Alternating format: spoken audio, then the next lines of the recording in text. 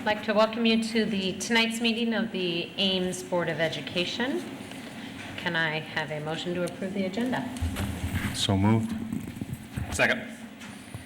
Moved by Rosser, seconded by Rasmussen. Those in favor say aye. Aye. Opposed, nay. Passes 6-0. Director Rasmussen, if you'll please read the mission statement. The mission of the Ames Community Schools is to ensure that all learners develop the knowledge, skills, attitudes, values, and personal esteem necessary to grow in and shape a changing society. Thank you. Our first item is a public hearing for the 2016-17 budget amendment. I don't think did we receive, there is nobody signed up. We didn't receive anything publicly. Alrighty. There's no signatures. We'll go ahead and take a motion to approve the 2016. I'll close the public hearing. Then I will go ahead and take a motion to approve the 2016-17 budget amendment. I move the board adopt the budget amendment as presented. Second. Moved by Briggs, seconded by Rasmussen. Discussion? All those in favor indicate by saying aye. Aye. Opposed, say nay. Passes 6-0. No one signed No up. one signed up. So can we just skip it? Mhm. So, no one has signed up for the public forum, so we will go ahead and move on to our first discussion item of the evening, and it's an overview of collaboration with Iowa State University, and I believe Dr. Ross and Dr. Strait are going to. Thank you very much. We very much appreciate the opportunity to visit with the board briefly tonight. We've provided two handouts to you. The first is called School of Education by the Numbers. Just a bit of an overview of the School of Education at Iowa State. In terms of the numbers of students that we have in our teacher education program, the number of candidates that complete student teaching experiences that we ultimately recommend, in terms of some information about where those students are placed. Increasingly, we're finding a number of our students interested in placements both in more urban settings and also out-of-state and international placements. And so we're very pleased about that. And also the number of graduate degrees that we are awarding both at the master's and the doctoral level. A little bit of other information about some of the accomplishments of our faculty just in the last year in some of the grant and external dollars that are generated. We've also provided you a brief two-page outline of a few of the initiatives, collaborative initiatives, that we have with the Ames School District. And with me tonight are three of the faculty members who lead three of those different initiatives, and I'm going to call on them in just a minute to talk about their particular things. But I would ask you to turn to the last page of that handout. As I indicated, the kind of general overview of the students that we have in the School of Education. This is the placement information for just this district in 2016-17. We have students that are in your buildings both from their freshman year through their student teaching experience in all different levels. Particularly, you're an important district, I think, for some of our special areas, special education. I know Linda Lind will talk to you about that. Also, some of our special areas like music, some of our secondary areas where it may be a little more difficult to place students, particularly in our more rural areas. So our students are both are in your elementary schools, they're also in your middle schools and in your high schools. So at this particular point in time, I want to first ask Emily Howell to come up. Emily is new to our faculty this year. She came to us in the area of literacy education, is a graduate of Clemson, and is trying to work on a kind of an Iowa accent at this point in time. I'm still perfecting my accent. But yes, so I received a grant from the Center for Educational Transformation this year called Making Writing a Digital Participatory Process, and I have the privilege to work with the elementary school teachers in Ames, specifically the 4th and 5th grade teachers. And we're working on developing a professional development model for Ames for how teachers can effectively integrate technology with literacy, specifically with writing. And we're looking to do 3 things in that professional development. The first will be that the teachers will develop their own inquiry at the end of this summer that then they will pursue in the fall with our coaching and support. And that inquiry will be based on what they learned this summer and revolve around writing and integrating technology. And it'll also focus on collaboration, so using digital tools effectively for not only students to create, but to be more collaborative and social. And then finally, that they would use digital tools in the writing process, so that students can not just focus on text, but integrating different modes such as visuals and audio and expressing themselves better. So that's what I'm working on in that project.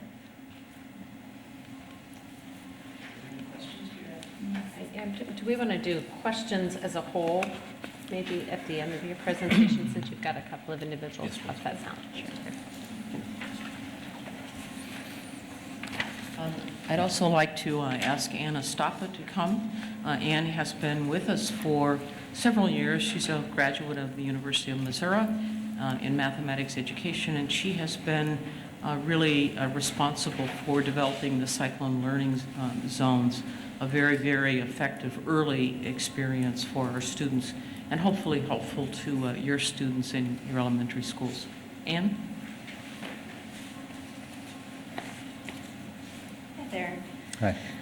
Like Marlene said, I'm Anna Stappa, and working with Jonas and others at the district and across the university, we created the Cyclone Learning Zone, launched it in the fall of 2013, and have been running at 4 of the 5 elementary schools. This came out of a need from our program and also trying to get our students more experiences working with children. And we piloted the program 1 semester working with a doodle poll just to see if the students would volunteer to come and work with children. And within 10 minutes, our poll was full. And so we thought there's something more we could do here. And so we collaboratively worked. So our students had the reserved time to come in and work for an hour after school on Tuesdays and Thursdays.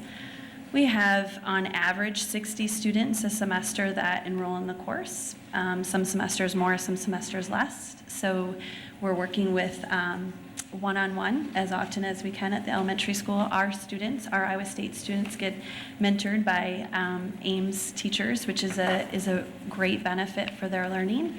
And they get 24 tutoring sessions across the semester. It's one of the experiences as a researcher, and with my boss here, I should say, we've got significant gains, but sometimes it's the gains that you also can't put the number on, and our students really walk away from the experience better prepared and ready as they enter our program. So we appreciate the collaboration. Thank you.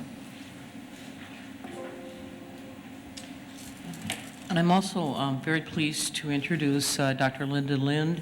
She is a graduate of Iowa State University. Her area is special education, but has taken a particular interest in teaching literacy, reading to students with special needs. And more recently, she has been directing the University Duffelmeyer Reading Clinic, which serves both students during the academic year and also in the summer program, but has worked collaboratively with you to start a pilot program this year in one of your elementary schools. Linda? Hi. So in the spring, with Mandy and Justin Jeffs, we piloted a small program in Cape Mitchell where we worked with some of the most struggling readers. We only had 4 students in there because we wanted to make sure it was going to work. And so what we do is our students give assessments, formative assessments, diagnostic assessments, where they're developing lessons that are based on each individual child's needs. So they were in the schools 8 weeks, twice a week, and they worked with the kids from 3:30 until 5 o'clock. And we were very happy with the results. We saw a lot of growth in the little kids as well as our older students. So we're hoping to expand that across more schools in the spring, once again targeting the Tier 2 and the Tier 3 students who are really struggling in the area of reading.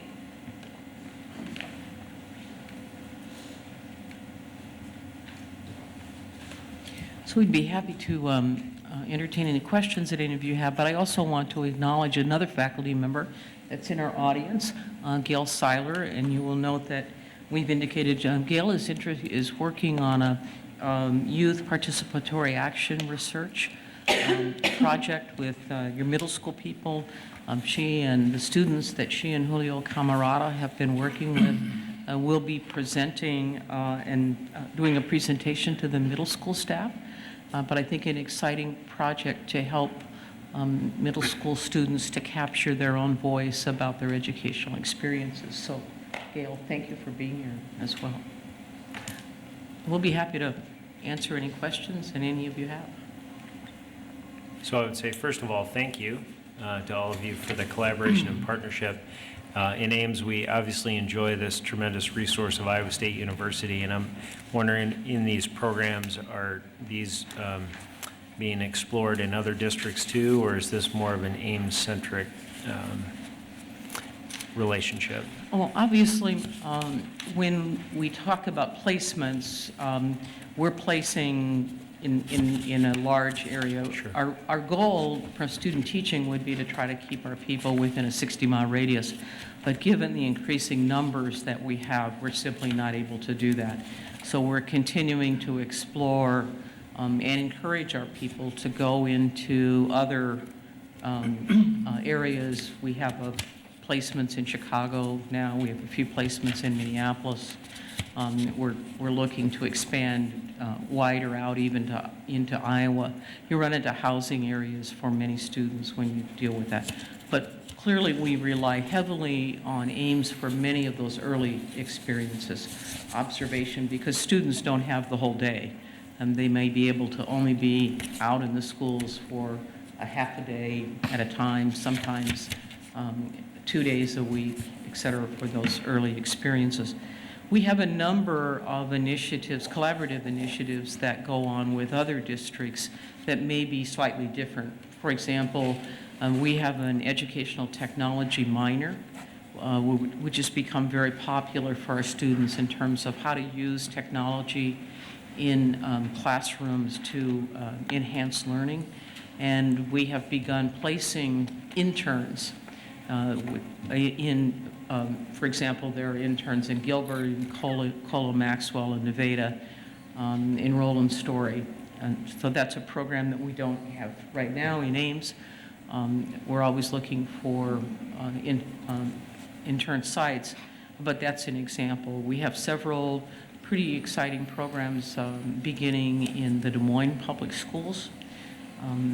So it depends a bit on where our faculty has access and the kind of population that they want to work with, and also the willingness of the school district to work in partnership with us. Great, thanks. I'll echo the thanks. As a parent of elementary kids, I do see your afternoon program in action with some of the kids when I'm at the school getting my own children. But I know that we benefit greatly from the activities and the students that you bring to our elementary, middle school, and high school classes. So thank you very much for the work that you're doing. I would just echo something that I know my faculty tell me often.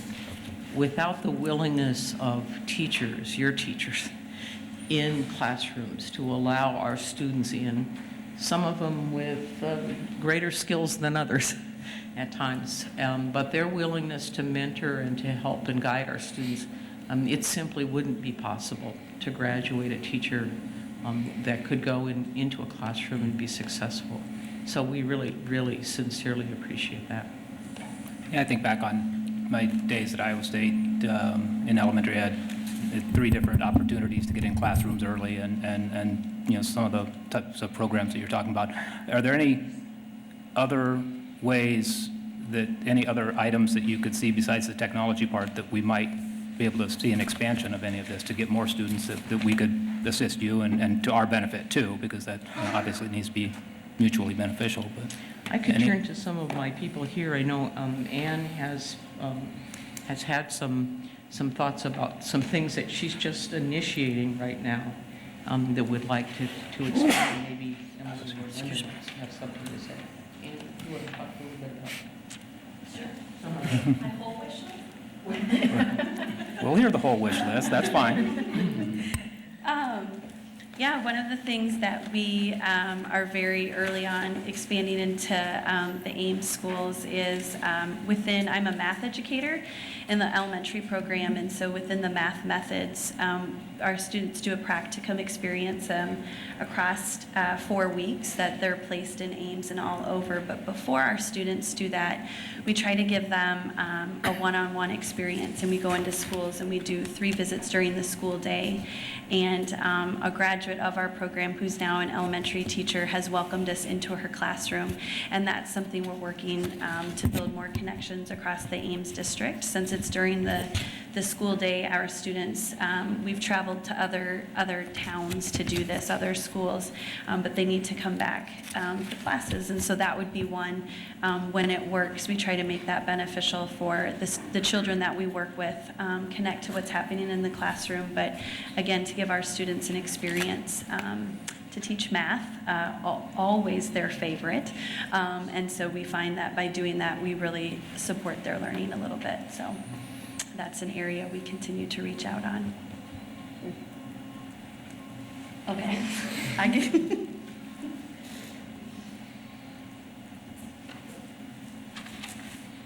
I just wanted to give a little plug for our literacy coaching certificate. We have been a program or certificate since 2012, but we are available on an online platform to give teachers the capacity to go back and explore different literacy issues and get graduate credit for that.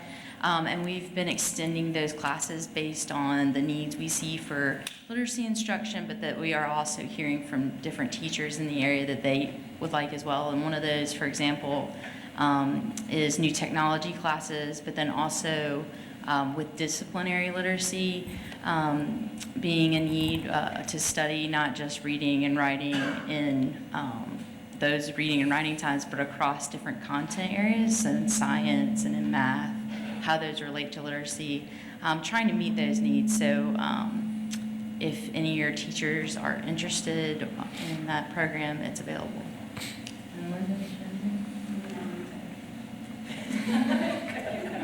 Thank you. Any other questions? Yeah, I have a couple questions, and thank you to, again, thank you for the breadth of many to the department, the education department, with all of the many things. And, that's one of the benefits we have of being here in Ames. And, that opportunity has not missed both, and it benefits both. And then that's what's neat. Even our teachers benefit from mentoring your students. So it's a two-way street when it comes to that. I wanted to say thank you, Marlene, recently for meeting with me and to talk about 2 of the programs that you guys are thinking about implementing in the future that addresses diversity in our staff and offer some opportunities. I think one of them was a program where some of our middle and high school students would be engaged with the school and kind of give them a career track to follow. And then the other one was a really neat opportunity that I've seen in other communities where teacher aides that currently work for the district are offered opportunities to get their teaching certification. Could you expound a little bit on that? Sure, I'll be happy to. First of all, I think one of the things that the School of Education has recognized, but is recognized all over this country, is with the changing demographics of students in our schools, Clearly, the demographics of our teaching force has not kept up with that in terms of role models, in terms of our ability to attract underrepresented persons into the profession of teaching. This year, the School of Education, we appointed a task force to look at the recruitment and retention of underrepresented individuals in the teaching force, and trying to identify how could Iowa State attract more students into teacher education, ultimately, hopefully, preparing them to go out into the public schools. Fortunately, I think for Iowa State, and I talked to Dr. Ross about this rather extensively, Iowa State for more than 25 years has had an inordinately successful program called Science Bound. And Science Bound was really only serves underrepresented students.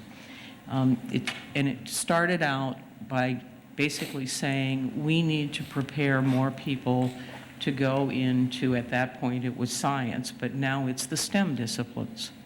And how do we get more underrepresented youth to think about science and technology and engineering and mathematics? So Iowa State started Science Bound, and that continues to be its name, although it's broadened from that, 25 years ago with 6 students actually in Ames, by a professor in the Department of Chemistry. But over time, I think they've developed a wonderful model that I would like to see the School of Education adopt for teachers, for prospective teachers. And it's a project where they identify, right now, for example, we have 412 students in Des Moines, in Marshalltown, and in Denison that are in the Science Bound program. They start in 8th grade. It's a commitment both by that student and by their parents. There's very high expectations. For example, you must maintain a 3-point. There are a lot of, every semester, there are a lot of activities after school. There are a lot of experiences that students have to have. They come to Iowa State. They might come on the weekends early on. They might come for part of a summer to Iowa State. Their parents come. And it's a kind of a continuation on of saying to them, we are going to help to prepare you to be successful in a science, a technology, and engineering, or a mathematics curriculum. Almost all, if they finish the Science Bound program, if they go through into the 12th grade and graduate, and I just had the honor to be both at the Des Moines and the Denison graduations and the Marshalltown graduations at all, they will enter Iowa State essentially with a full ride scholarship.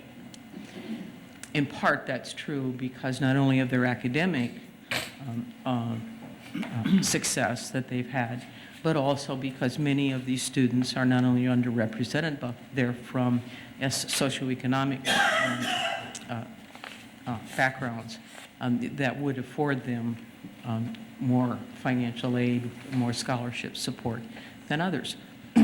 Iowa State has graduated over 100 of those students now. As a matter of fact, out of the Des Moines graduation this year, we not only recognize all the students that graduate from the Des Moines high schools, but the students who have come from Des Moines and graduated this year from Iowa State. There were 13 of those just out of Des Moines this year. It's a program that has a lot of corporate sponsors. In this case, DuPont Pioneer, for example, is a big sponsor out of Des Moines. Smithfield out of Denison, Packing Plant, Emerson Fisher out of Marshalltown. But there is a commitment from the university as well. Within the school districts, there are science-bound teachers. They receive a small extra stipend for helping with these students. They're sort of a mentor. They're also people that are often doing a lot of things after school with these students, helping them even when you get down to how do I apply for college, how do I fill out all the FAFSA forms, et cetera, et cetera. But the parents are very involved all the way along. I think that's a model that can work for entering people into teaching as well. The notion that we can wait until they're juniors or seniors, it's too late. So it's something that we've had some conversations. Des Moines had a program like it several years ago, but it had soft money underneath it. They're trying to do a kind of an internal program. It's called Dream to Teach. We've had some conversations with them, but our experience from Science Bound would say we have to be much more systematic about it. We have to be much more intentional if in fact we're going to make an impact in that. A second program that I'm familiar with and I, from my time in Colorado was in fact the Denver district, which has a large number of paraprofessionals in the district who may have had some college, may not have.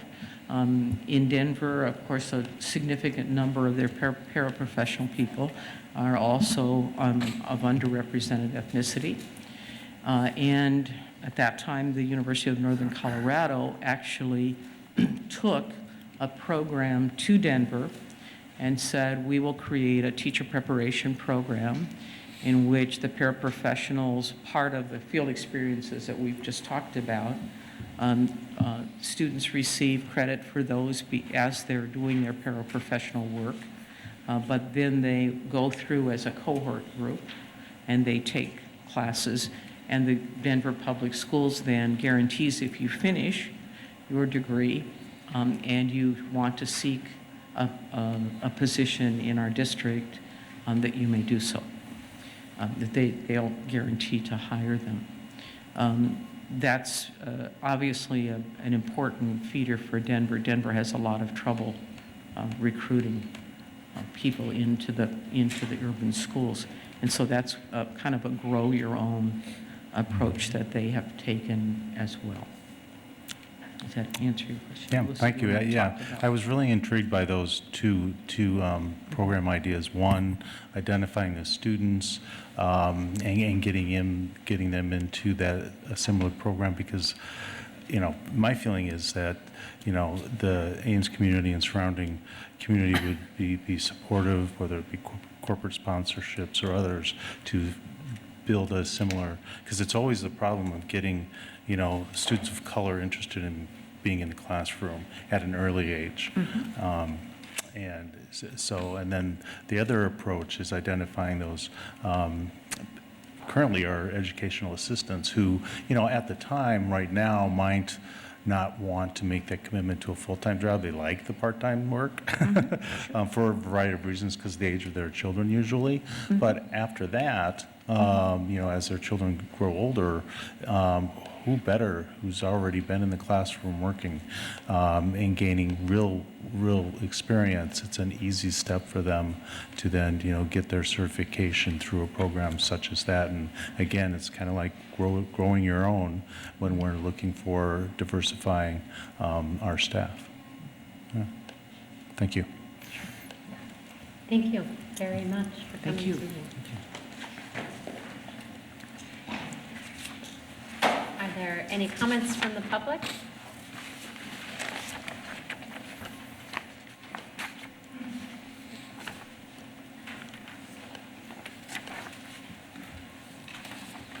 Just a reminder to state your name and address clearly. Sure.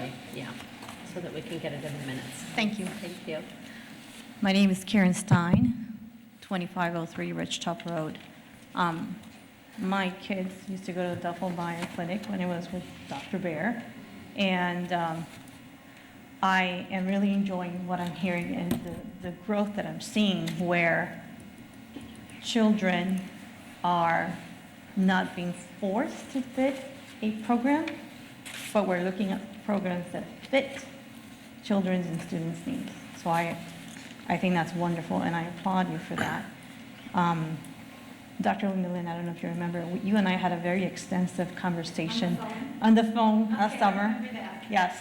And one of the things that we talked about was how to assist students with learning disabilities, such as dyslexia, ADD, ADHD.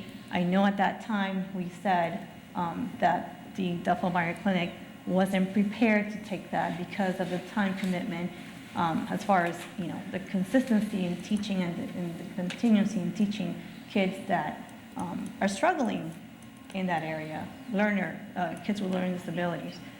I love the fact that you're coming into the schools, and I'm not trying to be rude to any of you, and we're teaching kids and we're giving them the services, and it helps everybody, which is awesome. But I still have that question. How does your program, first of all, assist the kids that really struggle in reading and math and writing, such as dyslexia, ADD, ADHD, autism, Asperger's, and so on? Are you concentrating on a group that does not include these students? Obviously I'm not forcing you to do either, or I'm just wondering, where does that fit in? Because this would either help my child or, like we experienced with Ward's Their Way, regress them, because it wasn't a program that was specific to his needs. Thank you. Thank you. I think I saw Helen.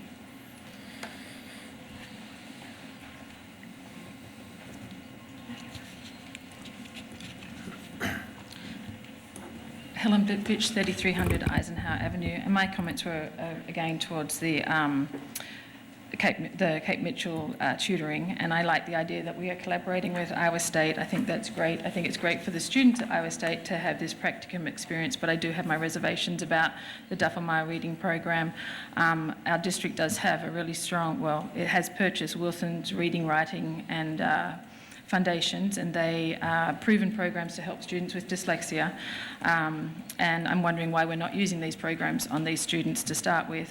Also, I have contacted the Duffelmeyer Reading Clinic in the past, and so have many other parents that I've known, and asking about dyslexia and learning disabilities and what the Duffelmeyer Clinic can do for these students. And up to my knowledge now is that it doesn't address those needs. So if that's the case, has anybody looked at the students that are in the pilot? Do they have dyslexia? Have they been assessed for dyslexia? Do the Iowa State students know what dyslexia is? How to identify dyslexia? The signs and symptoms of dyslexia, and what instruction is best for these students? What program is the Iowa State students using when they're tutoring, and what research has been done to prove that these programs can help all students, including those with dyslexia, to read, write and spell? And does the program meet the Florida Reading Research rubric criteria, which our district has been using for reading programs, to assess the reading programs that we're currently looking at the moment? Students who struggle to read, and particularly those with dyslexia, need a structured literacy program that is systematic, sequential, explicit, cumulative and multisensory approach. Programs designed by Wilson provide this instruction. This district will be doing our students who are struggling to read a disservice by not using programs that are specifically designed for students with dyslexia. Thank you. Thank you for sharing, Helen. Thank you again to the staff from Iowa State for being here and sharing the programs and the ways you're collaborating. Next item on the agenda is the ALP update. Jonas Michael.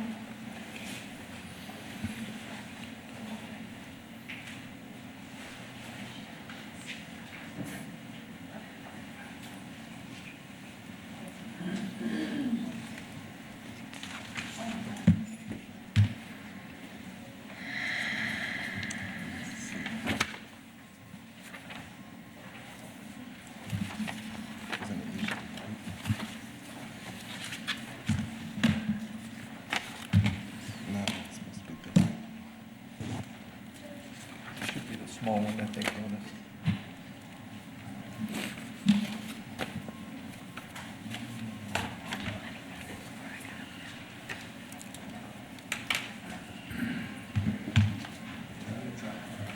No, it's not. No.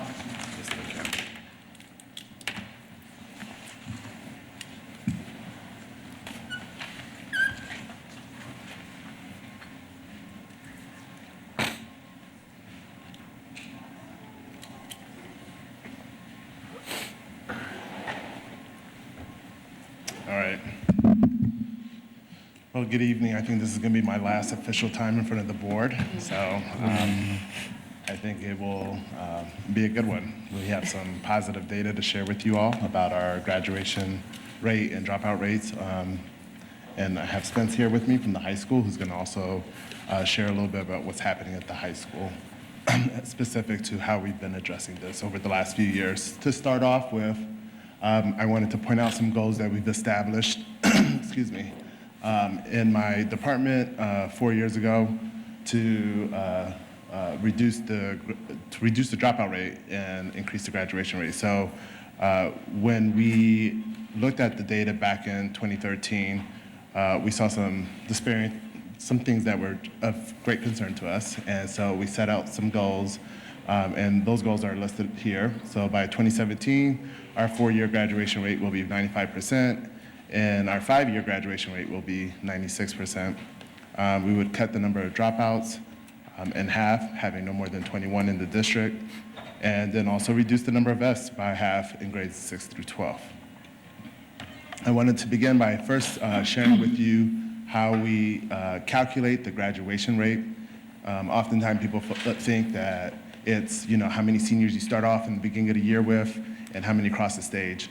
That's not the case. The federal government actually outlines how we have to calculate that rate, and so it's actually known as the adjusted cohort graduation rate.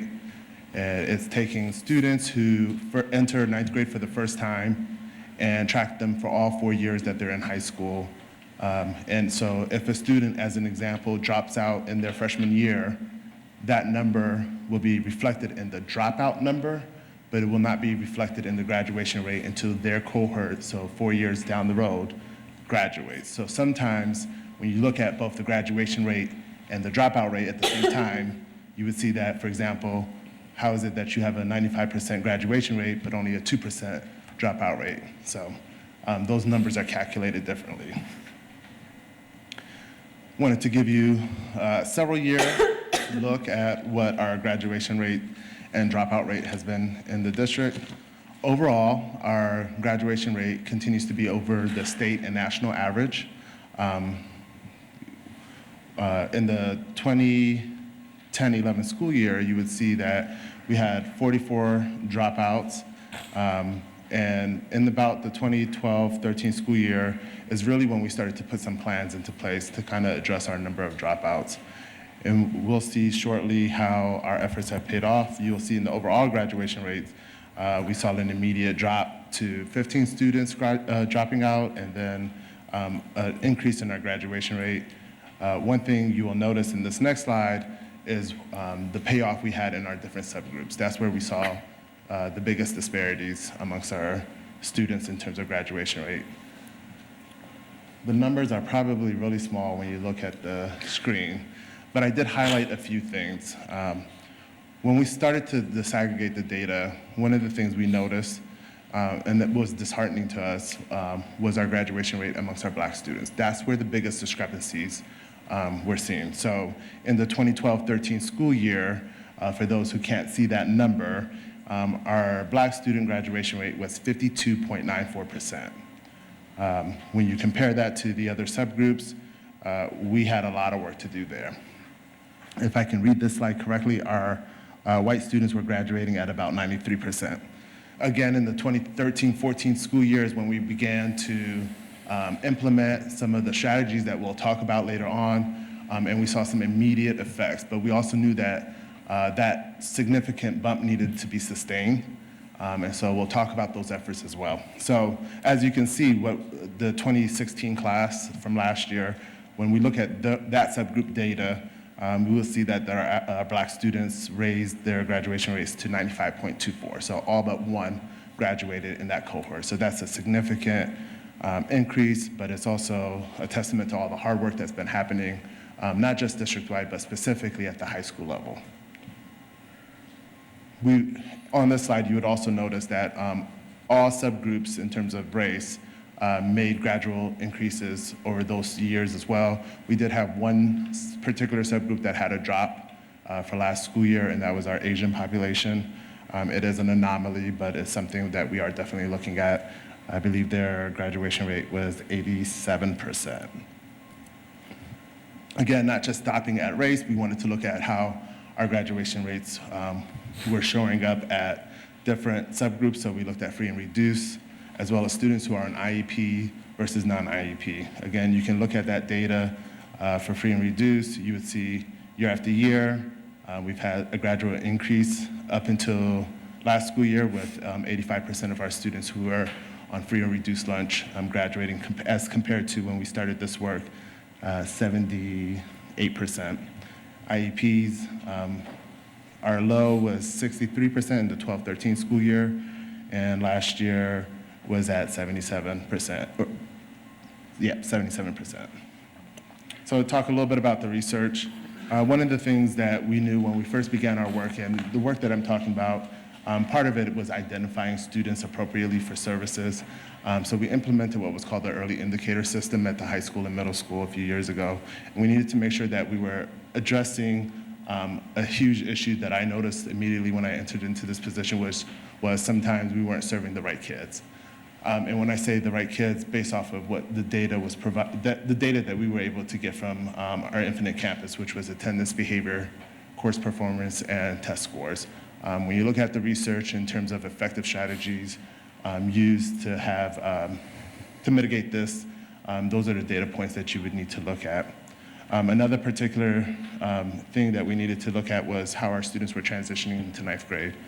More particular with students in ninth grade was how they were doing in their English courses and in their math courses. Again, we'll touch base about that in a few seconds. I just talked about this. These are the factors that we looked at, or the indicators to help us to predict likelihood of dropout. Attendance is an issue that we continue to battle with, and it's something that we are working on in collaboration with an agency called Attendance Work to address chronic absenteeism. But we do have a population of students that are missing more than 20 days of school, so we need to find effective strategies to continue to address this issue. Again, we look at behavior and course performance as other indicators to be able to address and mitigate this situation when it comes to graduation. When we look at improving our graduation outcomes, we look to these three strategies, prevention being something we focus on the elementary and middle school levels. We also have some things in place at the high school level to help us to address some of the root causes that we've been seeing for dropping out. Intervention and early identification is something I discussed earlier. Our EIS system has been critical to helping us identifying the right students, but then also providing, I would say, appropriate interventions that address their specific reasons as to why they're showing up on our EIS list. And then the last strategy would be re-engagement. One of the things I consistently talk to my staff about is when a student makes the decision to drop out, or when a student drops out from school, when we go to re-engage them, we can't re-engage them into the very system that they just dropped out of. So we have to find creative ways to re-engage them in a different way. So one of the strategies we use, for example, is our ALP courses, but then we also have some out-of-school programs that help address students who are not able to be successful in the high school setting. Spencer's going to talk a little bit about the efforts that they've been doing at the high school. Yeah, I think maybe the one that was left off the list, it should be on the number one, is we really work hard students coming into the building on working on building those connections. We do a lot of activities to make sure with our staff and with our students to make sure there's at least one positive connection within our school. And then we double that by making sure that they're involved in the high school, not only obviously in their academics, but as well as any type of club, extracurricular activity, things of that nature that will tie them to the school and make them a part of the school. We want to embrace everybody that's coming into our building. We started, and I can tell you that a lot of the high school work has definitely been a collaborative effort. Jonas has been unbelievable for our just to be able to sit down and talk to, run across ideas and get things implemented. And, you know, we've been able to improve and will continue to improve. In my opinion, one student is too many. So even though the numbers look better this year, I will not be happy until we get everybody graduated. And that's just the simple fact of the matter. Plus period, we implemented 2 years ago. It's a 30-minute period that pretty much everything in the high school stops during that time. And our kids have 3 opportunities: an intervention where teachers can grab students that are doing poorly in their classes to work with them in a 1-to-8 ratio. We also have support where they can sign up, so if they didn't quite understand the math lesson for that day or are wanting someone to proofread their paper or something of that nature, they can do that.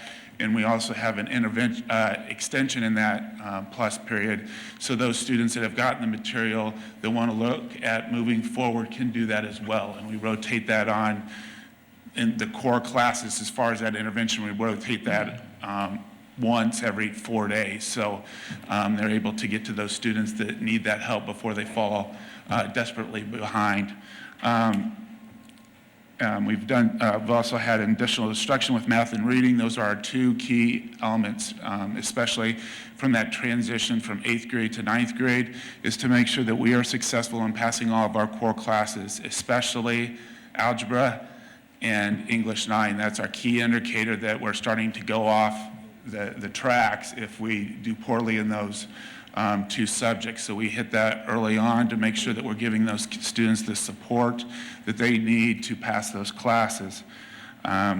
We have Project Connect that's after school that also keeps students involved in their academics. There's fun activities involved in that, but it's another place, given the word connect, it's another place for them to feel connected to the high school. And we're very proud that that has moved up from the middle school to the high school. And there's just as you can see, there's a few other things, and I won't read all of them to you, but one of the majors, we're looking at our ALP program. We're compacting courses, and so it just doesn't look like we're putting you in an ALP course with smaller numbers, and it looks exactly like it does in our Gen Ed 9th grade English. We're compacting things to make that semester go a little quicker so kids can recover credits. We're looking to, so they're showing their competency instead of just, here's lesson 1, lesson 2. You're able to show that you're competent in those areas and move forward to allow students to in that opportunity to able to recover credits. We also then have a credit recovery program in the summer. One of the things I'm very, very excited about is the addition next year to our school and family advocate that will have a social worker degree that will be able to work on that top absenteeism that we have right now and really be able to dive into that, whether it's a school issue, family issue, community issue, what is the issue that we can contact and pinpoint so that we can help those students be successful at Ames High School. The other thing that we work with, quite a few agencies in the community, YSS, LSI, a lot of agencies that students that are struggling with anxiety or are struggling with some type of health issue, that we can get them the support so that they don't continue to fall behind and that becomes a helpless feeling. We always want to make sure that we're pushing our students towards that graduation. As you can also see the data that Jonas showed, we do have, sometimes it takes a little bit longer. Our numbers do move up in year 5. That's not a bad thing. We want our students to graduate, and so we want to keep them connected, keep them engaged, and even though maybe they didn't get quite across the goal, the stage in year 4, we're still after them to stay engaged to make sure they graduate in year 5 and have an Ames High diploma. Another thing that Jonas has been instrumental in is the pathway to college that DMAC has offered in the Net High. We use that for 10 students a year that really need massive credit recovery programs, and they're able to help us with that. And then they also get an Ames High diploma, so they're not working on some other diploma, DMAC or state diploma. They're working for an Ames High diploma that's tied through our school.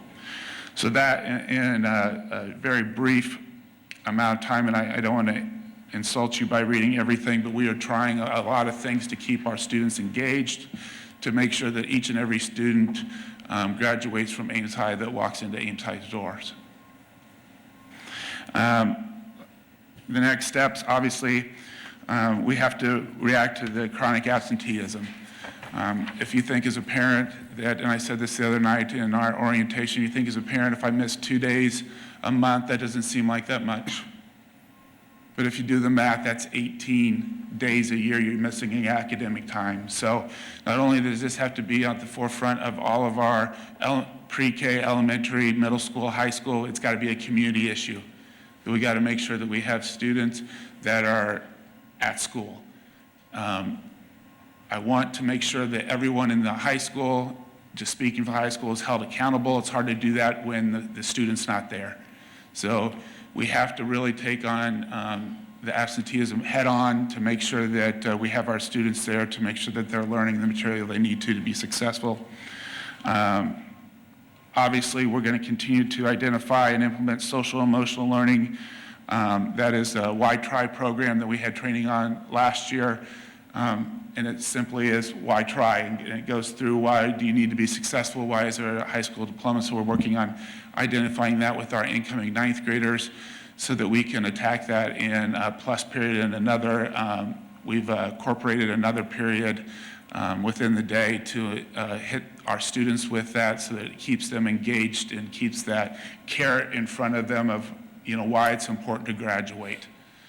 And then the last thing is continue to look at different ways to recover credits once they have been lost, especially if they're, for both situations, we deal with issues of students moving into our district that are already behind in credits. What do we do in that situation? Some are severely behind. And the other thing is, what do we do with those students that have come from 8th to 9th grade? We have to work on that transition, and that's really one of our charges next year, is to make sure that transition, that in the middle school we're not, and this is no news and discussion I've had with Pam Stanglin, but we don't have near as much homework in the middle school as we do in the high school. We got to meet somewhere in the middle, that we're prepared to make sure that the expectations, and it's not as big as transition as it is right now to go from 8th grade to 9th grade, and so that our students can be successful and not hit cultural shock when they come into the high school. What questions do you have for us?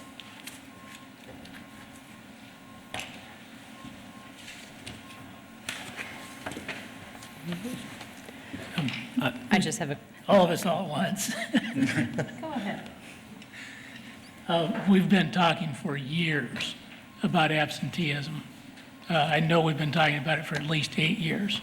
Other than chronic illness, have we identified why students don't come to school? Yes, we have, and we have started a committee that includes community members, our associate superintendent, our superintendent, from the city council, district county attorney, and we've had a lot of success of just talking about those issues. And you're exactly right, chronic illness, mental health is becoming another big issue that we have. And no easy way to say this, no easy way to say this is just maybe not seeing the importance as a family of being at school. We have a lot of what we call, it's listed in Infinite Campus as PE, as parent excused. So what am I excusing them? Well, we get out on Wednesday. I'll give you an example. We got out on Wednesday for winter break last year. A lot of parents pulled their kids on Monday and Tuesday because they wanted to take that week for vacation. We see a lot of those numbers add up. Leave a little bit early for spring break, leave a little bit early, go to things of that nature. So we have to make sure that our community feels that being in school is important. And then we also, at the high school level, are battling the situation of skipping school. And that's one of the things that we have to have communication with the parents, and then look through our policy. And I know that we're talking about some policy changes with that as far as looking at percentage instead of days so that we can move on this faster, because percentage will show up a lot quicker than actual number of days, so that we can identify those students and really go after their lack of being in school earlier. But this is a problem, and sorry to interrupt you there, but this is a problem that starts pre-K, that we wanted to make sure that all of these people are at the table, because with the support of our district county attorney and doing some mediations, we need to get in front of that and bring the parents in and be able to talk about that and what the repercussions of those missing school, what those repercussions are. So in this year's budget, or for the coming year rather, we've allocated money for some mental health professionals. What role do they play in assisting the attendance issue? Obviously, we want them to be hand in hand with our parents, and with our staff. When we have our early indicator system, as we see absences, that if it comes in right now, they'll be able to come out, help, reach out to the community for any resources we have. Obviously, we want to still continue to use YSS, LSI, but we want to make sure that our students that are struggling, our parents have someone that's going to come around them, help them. If it's a situation that does have that, they could hook them up with services, so they just don't feel like they're out there on their own, and why won't my son or daughter get out of bed? And just leave it at that. We have to be able to reach out and have that expertise, if you would, to be able to reach out to those parents and support those children to get to school. Then a couple of follow-ups with the onus. Do we still have lost students, meaning students that transfer and never tell us where they're at, that count in the graduation rate? Yes. Do we know what percentage of the non-graduating people these lost students are? I don't know that off the top of my head. It's something I can share with you in an email. I mean, it's not a large percentage, but we do have students who do transfer to we see it more when they're starting to transfer out of the state. Within the state of Iowa, they have a student ID number, so if another district picks them up, then it automatically calculates as one of their students. But once it starts to go outside of the state of Iowa is where we start to experience some issues with that. Thank you.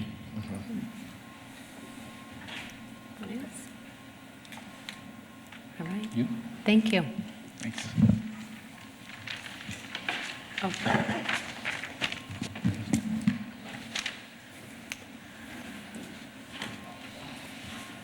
Oh, hold on just a second. Any comments from the public? Quick. Come on up.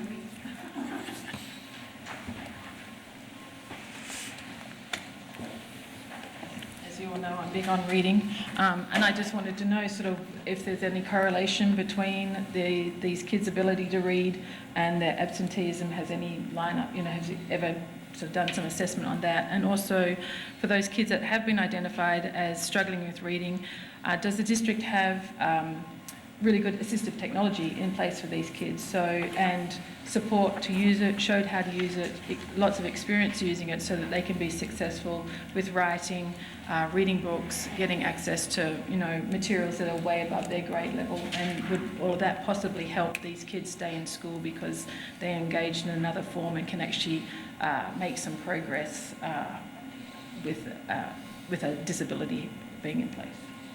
I don't know whether you're allowed to answer those questions, but... Okay. No, thank you.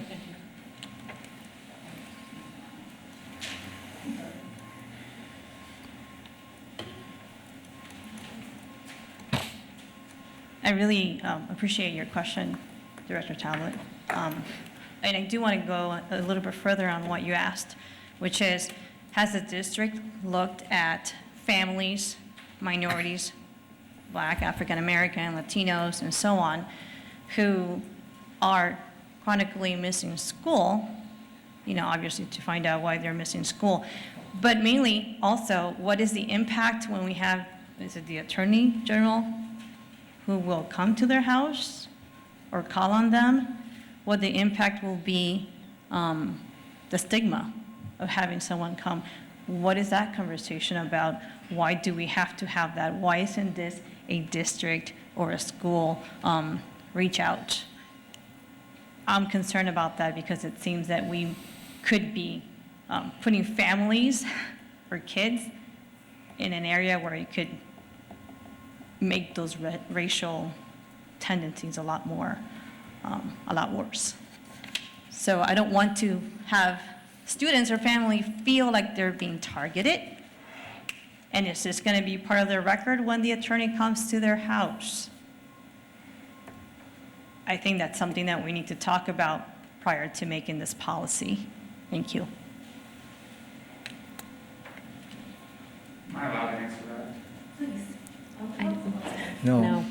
Catch How them about, actually, the attendance committee, Karen, to address that, has had lots of conversations about that, and there will be a report at some point that from the attendance committee and the work that they are doing to help clarify any miscommunications that are out there, any misinformation, and then also to help the public understand the things that are going on within the school district prior to anything going to the Story County attorney. So there will be some opportunities for clarification for that. So, anyone else? Oh.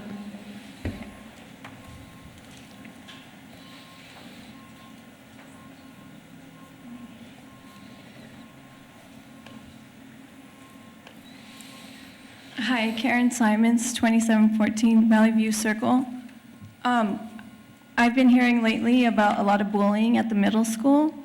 So I think that's one thing we're kind of missing about why some kids aren't going to school. And I don't know if maybe that's with the mental health, if that will be addressed through that issue. Okay. Thank you. And just a reminder, there is a similar position has been approved for the budget next year at the middle school as well. Moving on to item 7, the review of our construction on elementary school projects.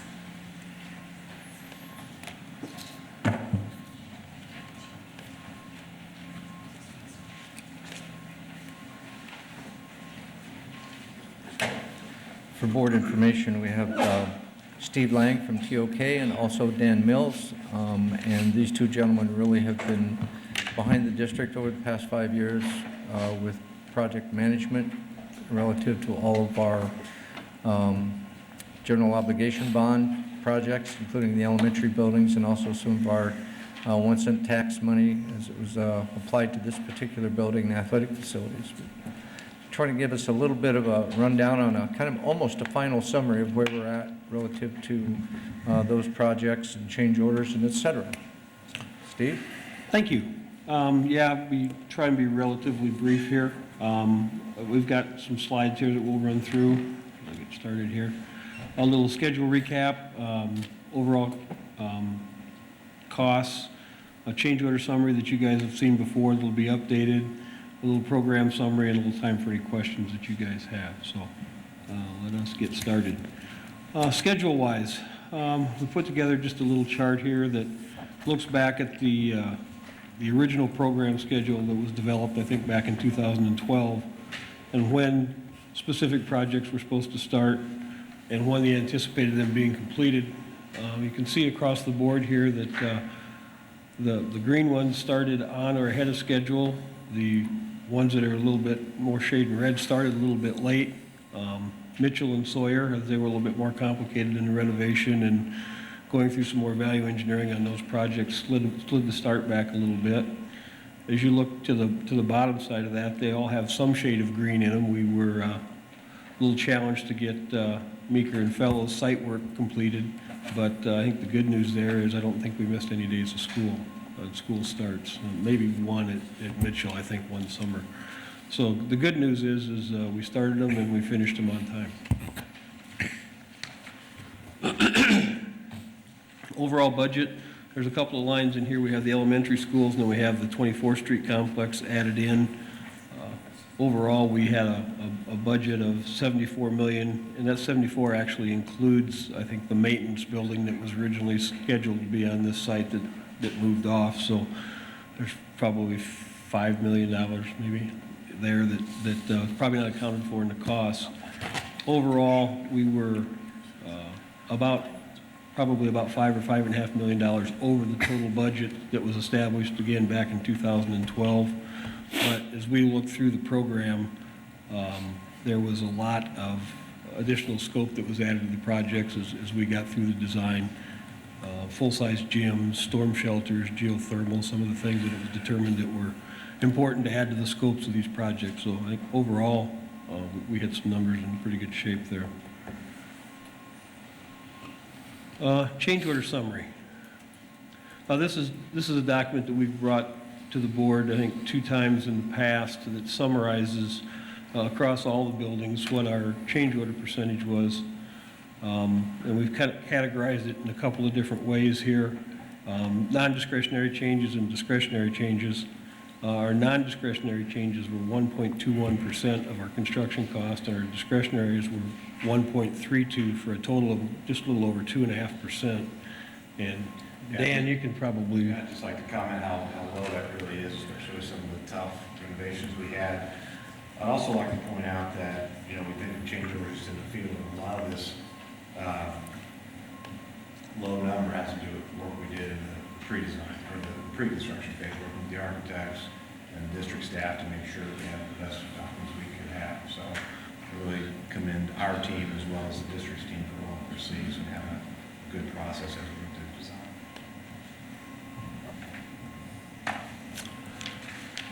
Looking at these a little differently graphically, you can see that a good portion of the changes that we had across all the projects were district requests.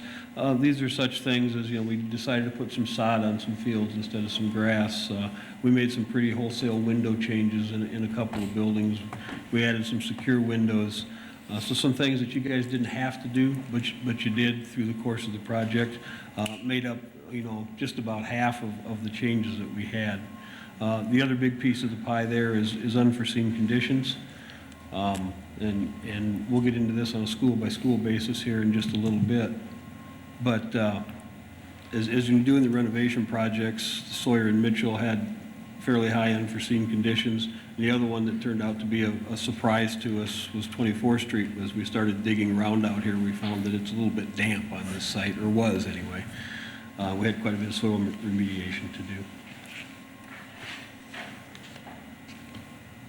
Again, here's the look at the discretionary and non-discretionary, and they're split about 50-50. So that, again, shows that the number could have been less, but you guys took the opportunity to do some things along the way that made some positive differences in the buildings. Number of changes, again, is to be anticipated. Mitchell and Sawyer had the bigger numbers as they were the renovation projects. The rest of them stayed pretty steady across the board, 60s to 70s, which is not out of line at all for projects of these size. Change order percentage, again, this reflects how really good the projects were. Mitchell and Sawyer were higher at 3.5 and about 5.5, but the rest of them were the other 3 elementaries were under 2%, which is just phenomenal, really. Yeah, again, I just go back to the whole team effort with the district and the designers and the contractors. It was just an overall team effort,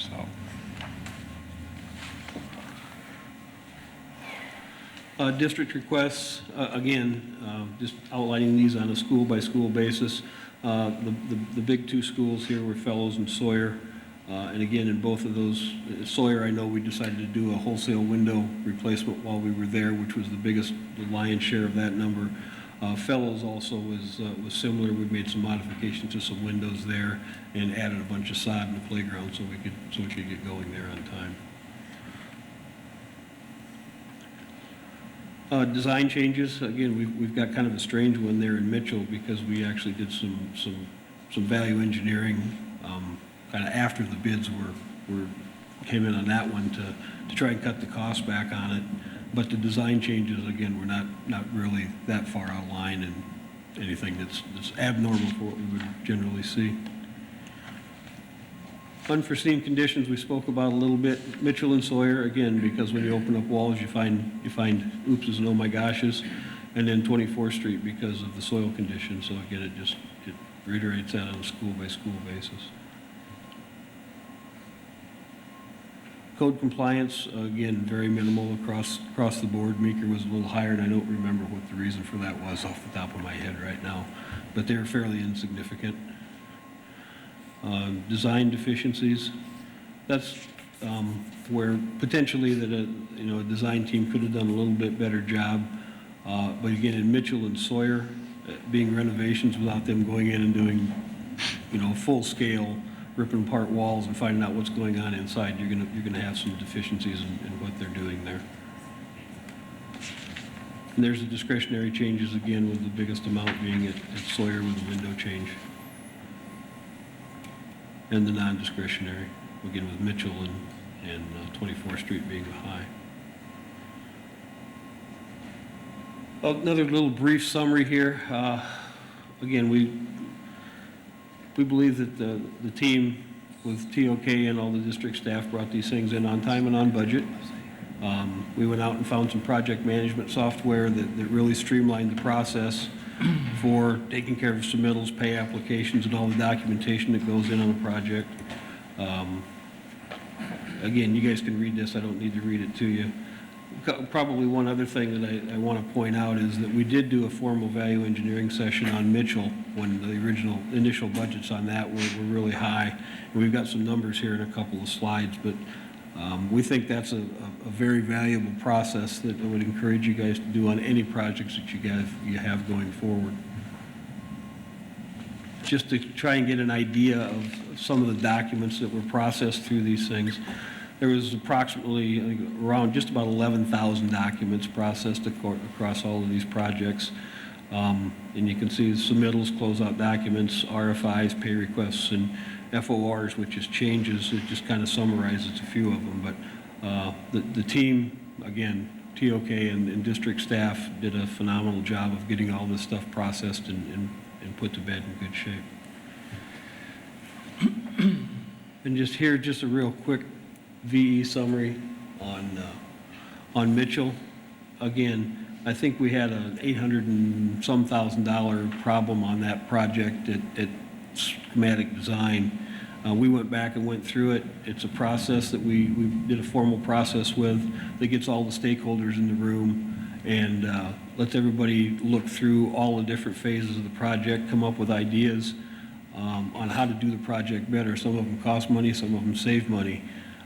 We identified, almost $3 million worth of changes, some positive, some negative, and implemented over $600,000 worth of changes in that process. So again, and I know I've had conversations with Jerry about this in the past, there's always a good outcome when you get everybody involved in seeing the project and looking at it in an early phase to make it a better project in the long run. And it's not always cost cutting. Sometimes you're adding stuff to the project, but it really makes a difference and solidifies the project.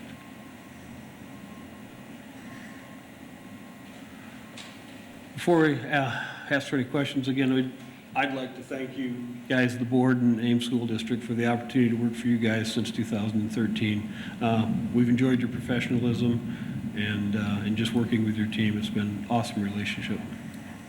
Yeah, just sitting here, I kind of realized how far we've come. We interviewed like at 8:30 at night, by the way, which was kind of you'll appreciate how fun that is. But like 8:30 at night, I think, on the second floor of Crawford. And here we are sitting here today. So it's come a long way. It's really cool. So I concur with what Steve said. It's been great, and we appreciate all that you've done. Any questions?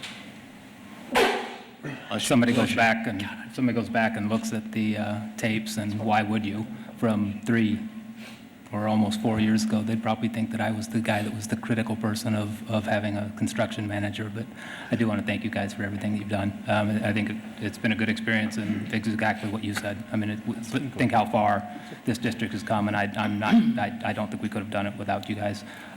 For the official record, I have all the documents pulled up on the website, looking at them tonight, and those last 3 slides and then the construction schedule are not the same as what you just presented, so I would like those reflected if Well, we I'll get shoot those these out. forward. We tweaked them a little bit since last week, so Yeah, we'll because send those out. Those would be important to have on the website if anybody wants to refer back to them.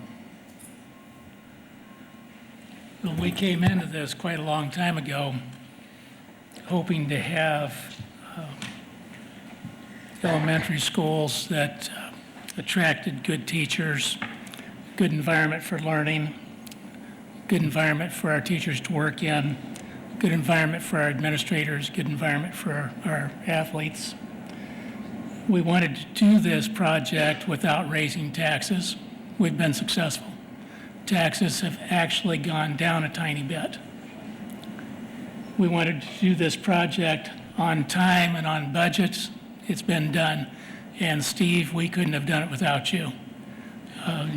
Your efforts and your people have done this district more than was expected. You know, I'm used to having people come to my office and ask me about suing folks for not doing their job. And usually people are happy when they get what they bargained for. You gave us more than we bargained for. And my sincere appreciation, it's been great working with you. On time and on budget. So I would just ask, every project, every one of these, there's a couple lessons learned, there's a couple of takeaways, there's maybe a do-over. Boy, if I had a do-over, that's how I would do that. How would you characterize these things just for us as a board to get full value from what you learned and what you saw here? Well, I think that, I'd probably go back to, and of course I'm a bit more removed from using Steve, but I'd probably go back to Mitchell.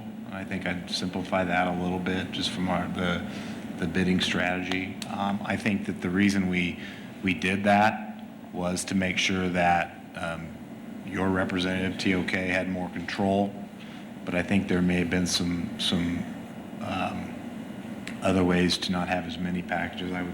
Maybe that would be it. Yeah, I think the other thing that I would do is I'd step back one step further and say, we came on board after New Edwards project was already in, well down the path and designed, and like we missed out on some opportunities early on to go through the value analysis and value management process. And my suggestion would be, let's get started a little earlier and take full advantage of everything, all the services and everything that we can do from start to finish. It's not just construction management, it's really project management, and allow us to do some of that front end work would be the first thing. I thought we ended up doing a pretty good job learning some lessons. Realistically, we have 3 buildings that are a lot alike here. And we did a pretty good job of learning lessons between them, but we didn't get them all. And I'd like to see that be a little bit better.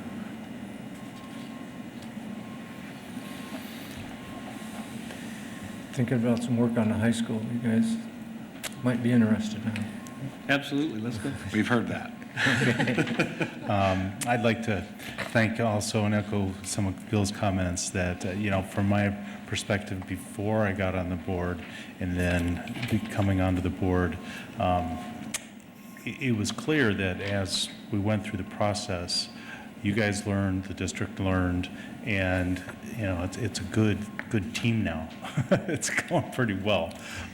So I'm really looking forward to see what we can do for the community in the future.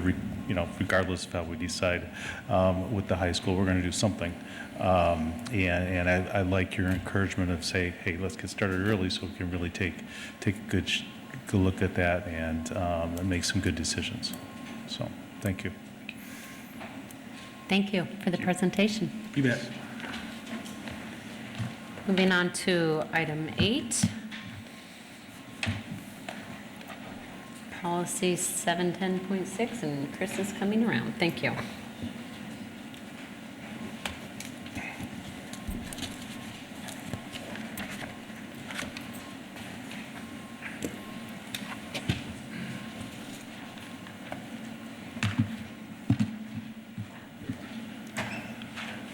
Good evening. After some of the questions we had last meeting about the new policy that's being required by the USDA, It's not actually a new policy, they're just requiring us to have it in a different format.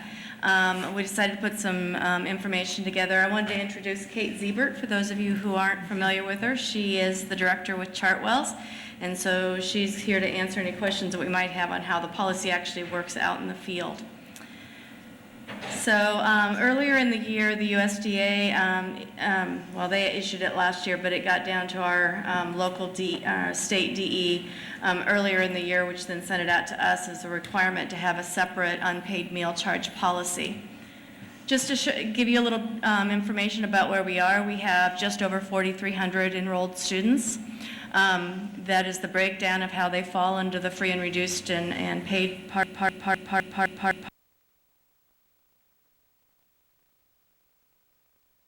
These are the numbers of lunches that we have served. This does not include breakfast.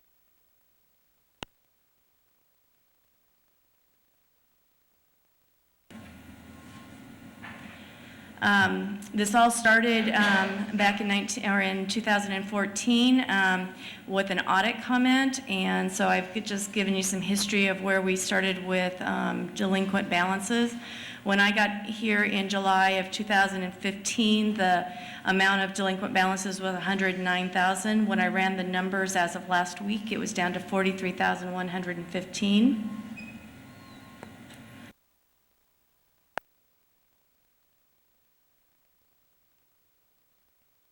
Affected by the policy. We have 12 that are reduced, 2 of which are at the elementary. We have 56, I'm sorry, that should be, say, paid.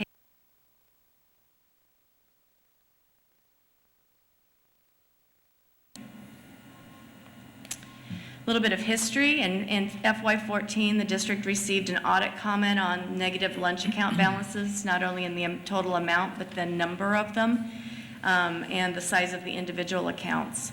In May of 2015, the board discussed that.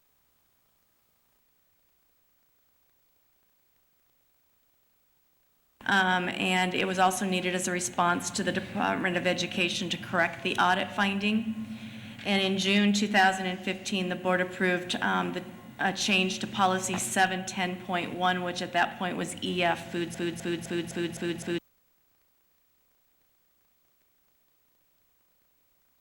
For students who do not qualify for free meals. Elementary students receive an alternative meal, which is one of the choices on our offer versus serve menu. The middle and high school students must pay at the point of purchase if their balance is more than $25. And then for all levels, free, reduced, or paid, there's no discretionary purchases if they have a negative balance. So that would include a la carte, extra meals, extra milks, etc. Other actions that we put in place, at least since I've been here, when I went back and started looking at where some of the numbers for some of the families had accumulated, sometimes it was each year, if you are not direct certified by the state for free meals, you have to file an application. That application expires at the end of September. Sometimes families forgot to renew their application or put a new application in, or they never filed a new application, and so that's when some of the balances accumulated. Last year, for the first time, we had Kathy Fitzgerald do her magic with Infinite Campus, and she ran a filter for us of anyone who had had a reduced or free application in for fiscal year 16 that had not filed by mid-September, and we sent out email reminders to those who had emails in Infinite Campus and letters out to those who didn't to remind them if they felt they still qualified for free and reduced meals to get an application in. We've done some research on some of the unpaid balances for students who have been primarily free. We have found in some cases those that have been direct cert all along. There might have been a year where the direct certification from the state didn't map to the student. In those cases, as long as I have more local revenue than federal revenue, and we truly believe that was a mistake and they should have been free that year, we have written off those balances. It's less than a handful that we have found on those. We do notify families weekly when their account balances reach a positive $25, not a negative, but 25. So as soon as they get 25 and below, we start notifying them. They're not always happy about that notification because they know they're going to put money on, but it is our way to try to be proactive. And then also on anyone who has more than negative $25 and are getting free meals, there's no charge. We don't allow any further charges for a la carte, extra milk, etc. We have been working with families on payment plans if they can't make up their balances all at once. We work with them on a payment plan. They sign a document with us. We then remove that balance to a spreadsheet that we're keeping separately, so it's out of Infinite Campus. We take enough of the payment that they make, whether it's weekly or monthly, to put it on their account to cover their meals for that month, and then apply the rest to the balance. And then just about a year ago, we approved a contract with a new collections company. So why do we have to do a new policy? Well, our policy isn't new, it's just moving from one policy to another. USDA regulations are requiring all districts nationwide who participate in the National School Lunch Program to have a written policy. We already had a policy. I forwarded that to legal counsel, who was working with IASB at the same time to develop a sample policy. They recommended that we actually create a separate policy and move it out of our food service management policy. And we use their sample policy with all the required components, and the policy must be in place by July 1st. Policy components, we have to tell parents how Ames School Districts operates its meal payments. So in our case, we use Infinite Campus, and parents have accounts. When they are notified of low balances, the actions when the balances reach a certain point, whether it's an alternative meal or not, or no meal, or if accounts go to collections, and when the parents are notified of the policy. We have always notified the policy each summer with the application packet, which goes to every household in the district, as well as anytime any new student registers in the district through the registrar's office. As far as the USDA policy on meals, any school district that participates in the National School Lunch Program must offer nutritious, well-balanced, and age-appropriate meals to all the children they serve to improve their diets and safeguard their health. I want to note that this is offer, not provide, and it does not mean it's free. So we must offer a meal if we provide the lunch program, but if they are a paid student, then they are required to pay for that meal. And the price is determined based on eligibility and program requirements. Each year I bring to you what the meal prices have to be. There's a price lunch equity tool that the Iowa Department of Education has determined, and we put all our data in from October of the prior year, and it spits out the number that we have to charge for paid. The current price for free is 40 cents and has not changed for a while. If you are going to offer an alternative meal option, the USDA encourages but does not require the alternative meal to meet the My Plate guidelines. Ours does. It may be offered at no cost or a reduced cost. And the alternative meal, if we offer it, is reimbursed at the paid rate. Our alternative meals for breakfast, it's one of our 2 entrees on the offer versus serve. It consists of cereal, choice of milk, and juice and or fruit. At lunch, it's one of 3 entree choices on the offer versus serve, and the entree is a sun butter sandwich. It comes with unlimited fruit and vegetables and a choice of milk. The cost for the food, we figured the preparation costs, labor costs would be the same across, so Kate did an estimate for me on the food costs. The hot entree lunch is approximately 66 cents. The alternative lunch is approximately 58 cents. We are currently reimbursed from the federal government for free meals at a rate of $3.16. For reduced meals, $2.76, and that's where the 40 cents that we charge for reduced come from. It's the difference between the reimbursement rate that we get from the federal government, and we currently receive 30 cents on paid meals. So what options do you have available to you for this new policy that's being required, although we have the policy in place? We can do an alternative meal at no cost, a regular meal at no cost, an alternative meal at a reduced cost, a regular meal and just continue to charge the accounts, or no meal unless they have money at the time of purchase. So our current policy is the alternative meal with no costs. Each day when Kate gets in, she gets in the earliest at 6 o'clock or something like that, if not before, 4 o'clock? 4 o'clock. She runs a report every day that she then emails to the elementary principals and counselors, telling them which students are affected. We looped the counselors in this year with the hope that maybe they would know more of what was going on with certain families. They could contact them, offer them a free and reduced application if that was applicable and they hadn't filed one. Talk to them about the fact that they could contact the business office and for a payment plan if that was something that they were wanting to do. And then the students that are notified in their classroom at the beginning of the day that they are to select the alternative entree.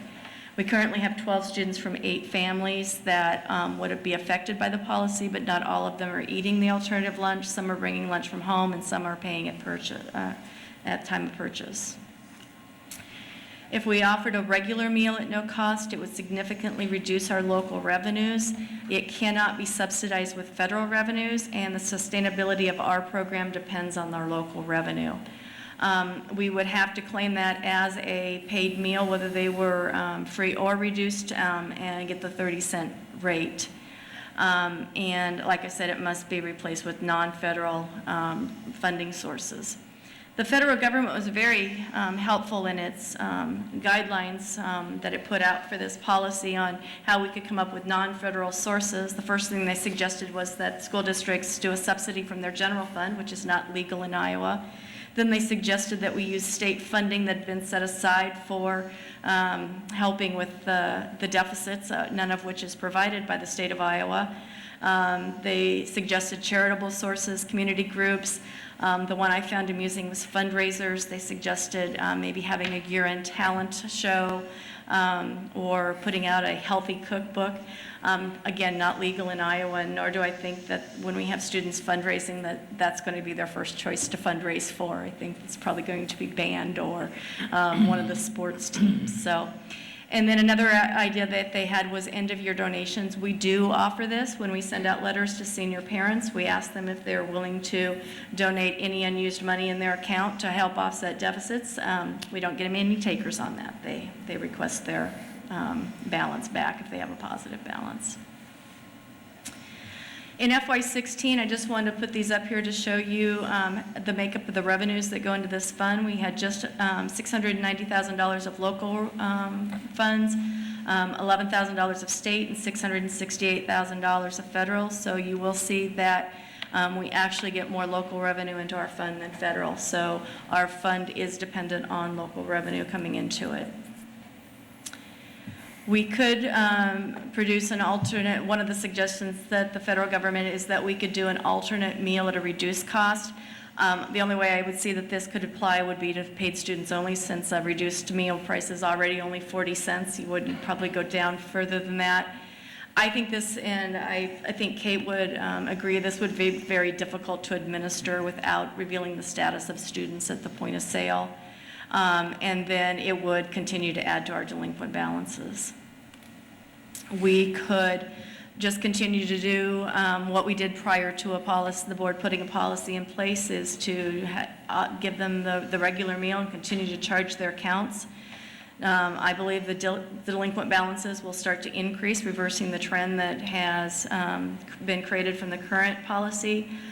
We will continue to get audit comments and DE citations. And it basically returns us to prior to 2015 when the board put the policy in place. If we did only took the action of turning accounts over to collections, it doesn't guarantee payment, and we cannot write the accounts off simply because they go to collections. And if any accounts are written off, they have to be with non-federal sources. So we have to have other income coming in to write those accounts off. The last option would be to just do no meal once the balances are over $25. In 2015, the board determined this was not appropriate at elementary, and it was appropriate at secondary. So my takeaways, I think the policy is working as the board intended when it put it in 2015. The delinquent balances are decreasing. Applications submitted are increasing. Each year when I have to respond to the Department of Education on how we're addressing the balances as cited in the audit, I give them the statistics of how many more free students we have, how many more reduced students. So I do believe that we had some situations because we weren't attempting collections that people who were eligible for the program simply weren't submitting an application. And I do think the paradigms in Ames are starting to change and that families are beginning to understand the expectation to pay for meals. I will also say that this has an effect on our general fund as well because we're finding, especially as we start to send accounts to collections, that if they weren't paying meals, they were not paying fees as well. So we're finding about when we send them to collections, about half of what we send to collections is for meals and half is from fees. So it does have an effect on our general fund as well.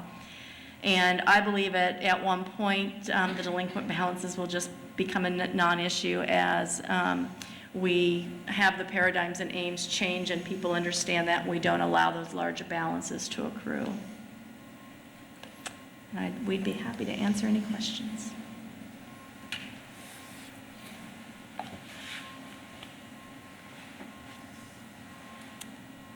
Thank you. Oh, I have a couple questions. Actually, and this is under our discussion time, right, Melissa? Is that correct? Yeah. Okay. I'd like to first commend you on, because you started in with the new procedures of not just... July of 2015, right after Correct. it'd been passed, yes. Right. A lot of those procedures, and I remember them, in that prior to that, we didn't get emails, we had to go into Infinite Campus and figure out, where am I? Do I need to put some more money in? And that was very, I had to actively do that. But under the, new policies and procedures that you have, as soon as the account gets $25 or less positive, an email goes out and we get the reminders, and that really helps parents. It really does. That I can go in and add in, keep it above, keep it in the positive range. In addition to that, I think the way that you've engaged teachers and the counselors in the schools and, a lot of the steps that you've taken to address this issue other than the alternative meal, which is what I'm going to suggest that we get rid of. I think, the options, and I appreciate the way you put out the various options that we really have to look at this, and something a little bit different than what I was speaking about 2 weeks ago when this first came up. At first I was thinking, geez, elementary students, why are we doing this? But over the past couple of weeks, talking with some people in the community, I've also come to learn that, why are we doing this to children, period? Thank you again. I think the procedures that we have and that are in this new policy outline will continue. But what I'd like to suggest we do is look at going with a regular meal, but to continue to charge accounts of full pay parents. There's not a lot. And I think with the additional procedures that we've been using since 15, I do not envision that we're going to get anywhere near the balances that we previously had. And I say this for a number of reasons. First of all, primarily, this has become a national issue. I mean, this isn't just something that came up. It's been a large discussion throughout the country, whether it's Texas, New Mexico, California. Actually, the state of New Mexico passed a statewide law outlawing the use of alternative meals and food shaming in this context for lunches. And that's where the term came up. So again, I didn't just make that up, and it's not a derogatory term. It's something that the press uses quite frequently. But the real core of it is that we need to take the children out of the equation of, students shouldn't be used to coerce their parents to pay their bill. We have other mechanisms to do that. Contacting them, emails, the letters home, social workers now, the counselors. We have a lot of other tools in our toolbox, and the ones that we've been using since 15 that have been quite successful. In addition, I have, clear concerns about the self-esteem that the issue, is for our students. Of course, there's it hurts our students' self-esteem. They know what's going on, and other kids around them know what's going on. Besides the fact that's part of our mission statement that we read earlier this evening, is that the mission of the Ames School District is to ensure that all learners develop personal esteem necessary to grow and shape a changing world. That's an experience that sears into a child's memory, that's carried on throughout into their adult life, of that impact of not getting that hot lunch that everybody else was going to because mom and daddy didn't pay the bill. And that leads me to my third point, is that the conflict, and this is probably, it exists at the elementary level, but it's even more so of a problem at the middle school and high school level, is the conflict that this policy creates between children and their parents. Just think about that. Middle school, high school kid, you get up the line, I'm sorry, you can't charge that. Oh, why? Mom and dad didn't pay the bill? What are they going to say to mom and dad when they get home? That's a conflict that, we as a school district, I don't feel we should be causing. Again, we have other mechanisms that I think have been contributing very well to reducing our debt level that you walked into, what was it, $110 almost $1,000 when you got here, and it's great, it's 40 now.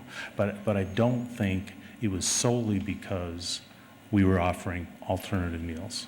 I think the other things that you instituted to notify parents, to make it become that paradigm that you referred to, understanding that no, it's not free, it's something you got to pay for. I think you've changed that paradigm.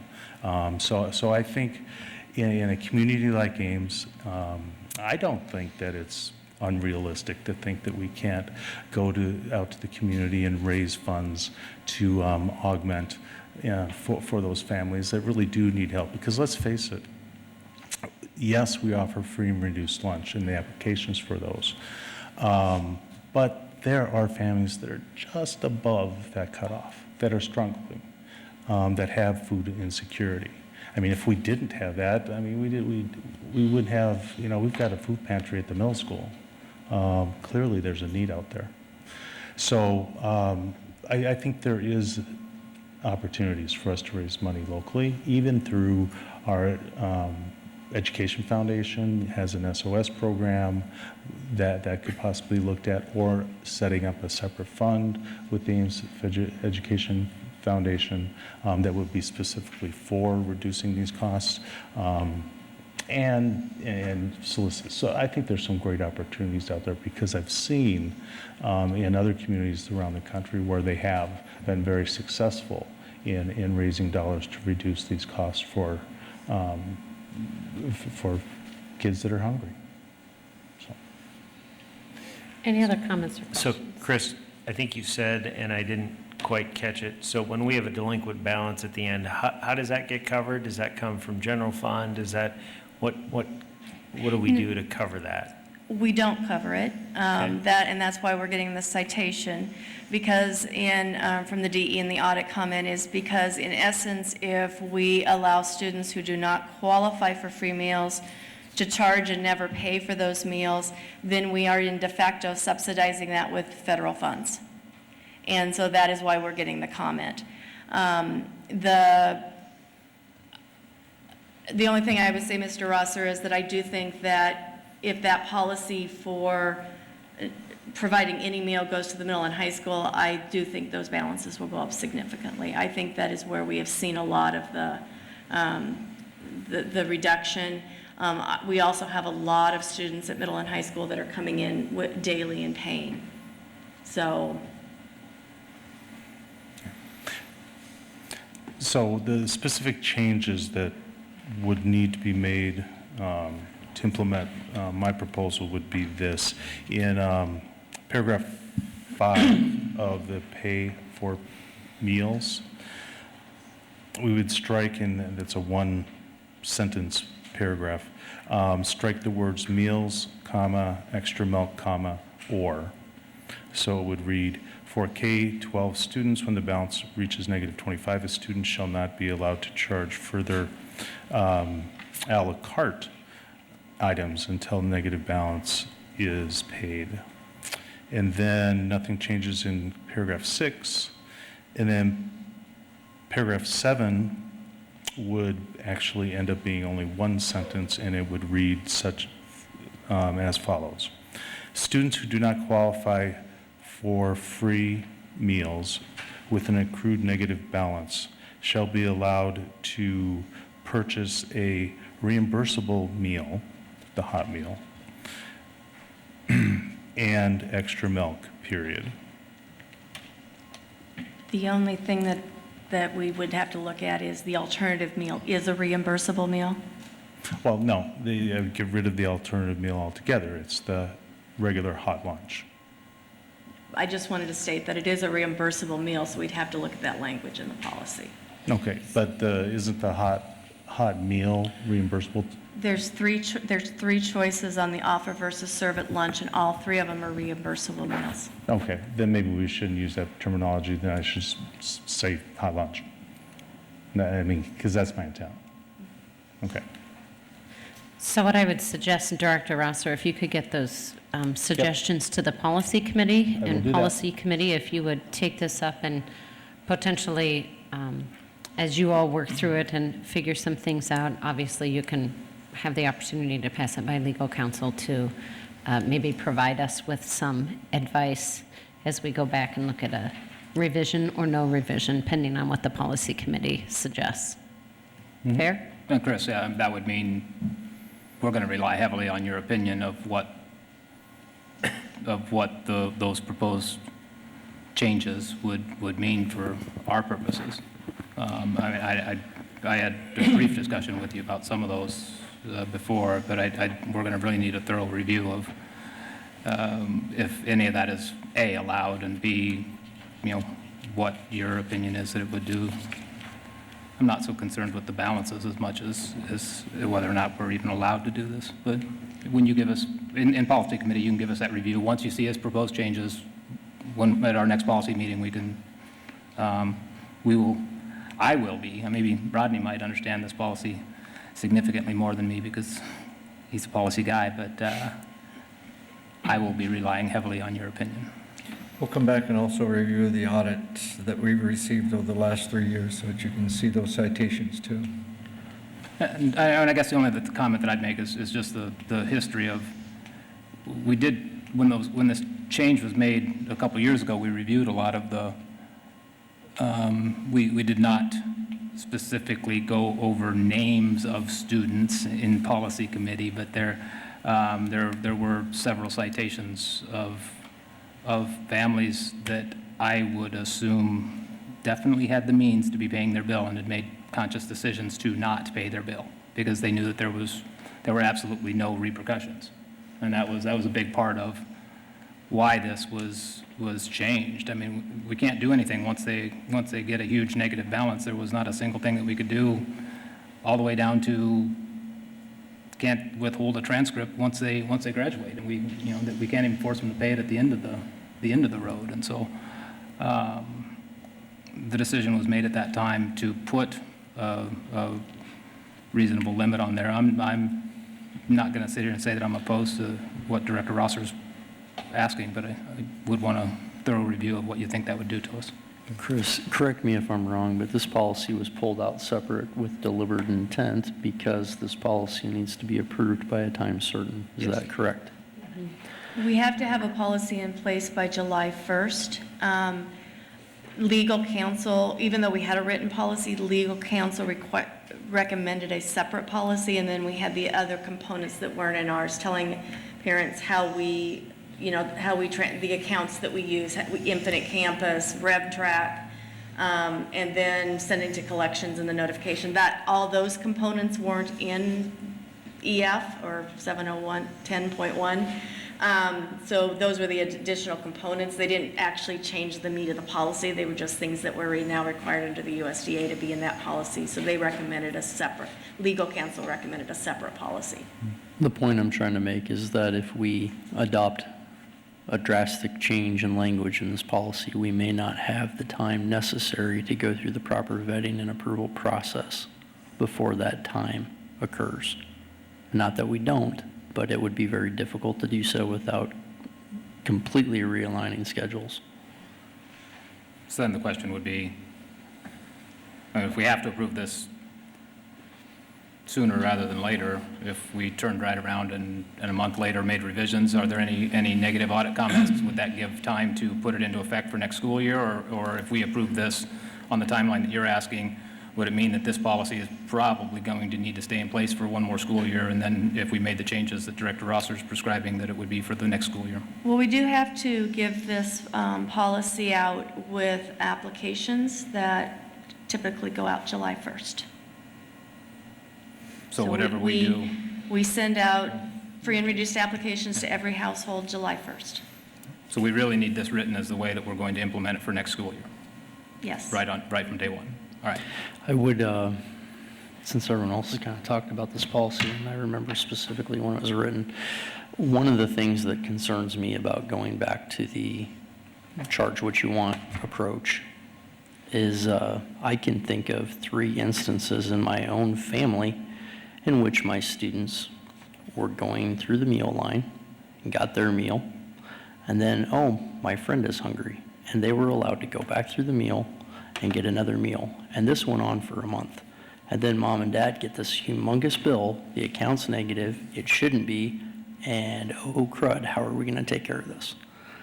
I love my kids thinking of others, but we need to have some kind of protective measure in place to prevent them from going through the line multiple times if we're gonna even remotely consider that option again. And that's a protection for the parents.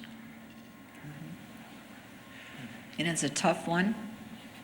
Speaking, just very honestly, as so many kids are coming through, and particularly that probably happens like at the middle school or the high school most, and the volume of kids that are coming through, the cashiers have to keep them moving. Yeah, in this case, all 3 of these were elementary students. They were elementary students. Yes. We should be able to catch that a lot faster, because most of the cashiers know all the students. I've got a question to clarify something that was said before, because I have a graduating senior this year. When someone is going to graduate from Ames High, and if they have a balance in their meals, they have to pay that before they can graduate, correct? No.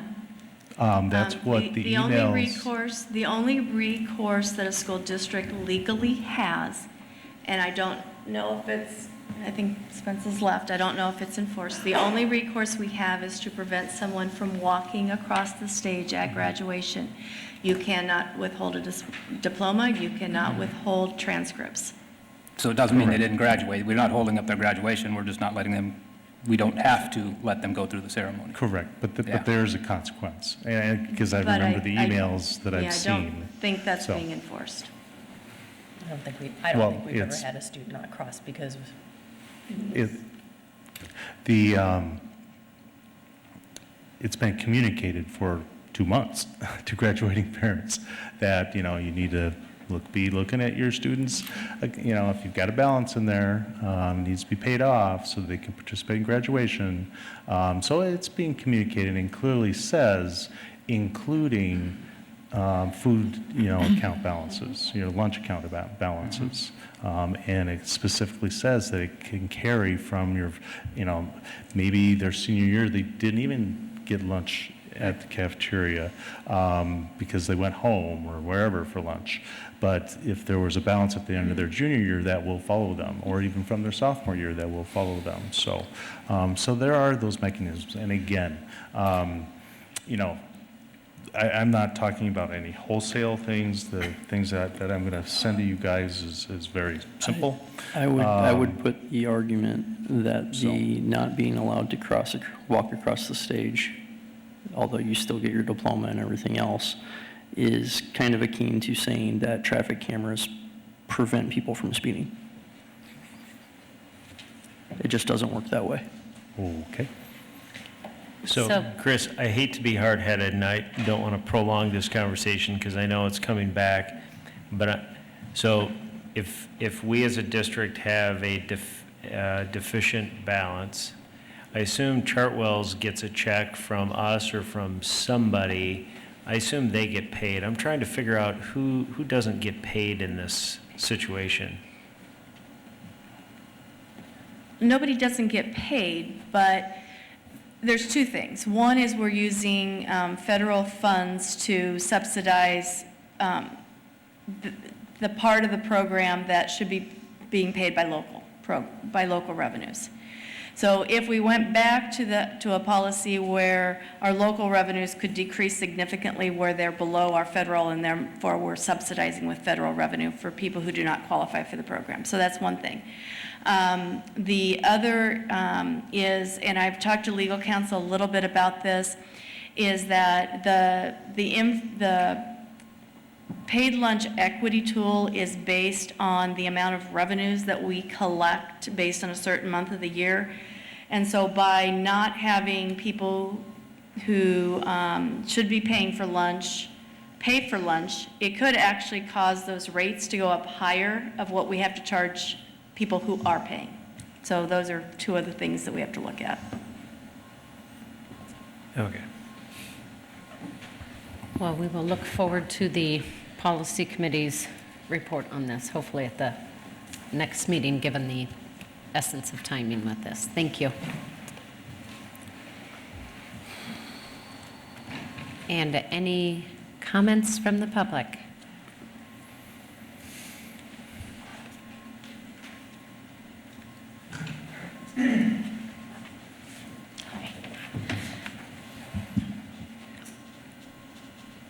As a taxpayer, I would like to know what percentage of families are sent to collection agencies.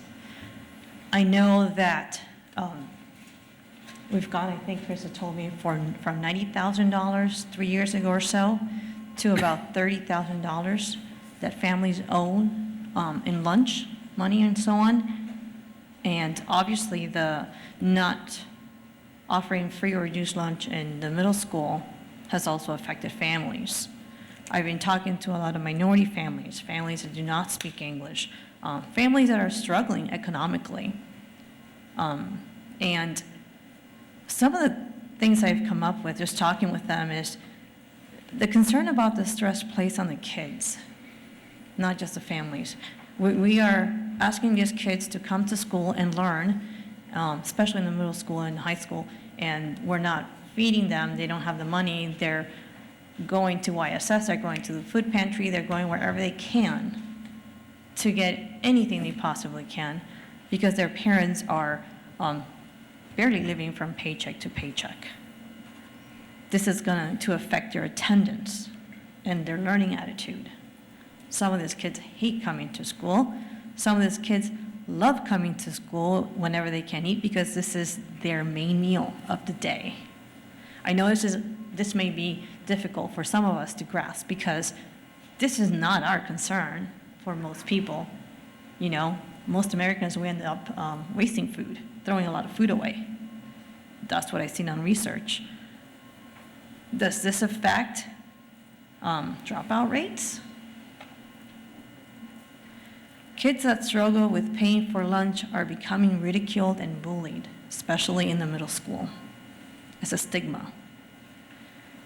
I love your story, Director Briggs, about your kids. They have a great heart. And my last comment ties with that. Is there a way that we can offer the families here in Ames, the taxpayers, put it out there, buy a meal, give a meal? Obviously, this is a tax deduction. Can we look into that? Because I understand the need for policy, I understand the need for balancing things, I understand the need for not making it more expensive to the families that are paying, but there's a lot less families, from what I understand, that are not qualifying, and we have a lot of kids and families stuck in the middle who are not eating. Some of these kids hate summer because they don't get a meal a day.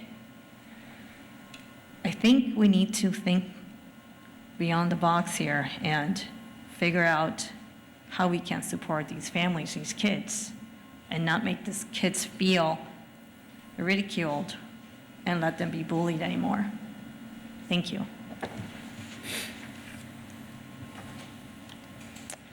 Moving on to item 9, policies for discussion. Rodney and Tim.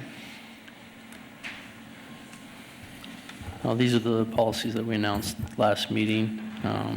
No real major changes in these policies other than the fact that we did extract the information for the one we just discussed out of one of them. Beyond that, I haven't heard any comments. I don't know if we received any public comments. We have not.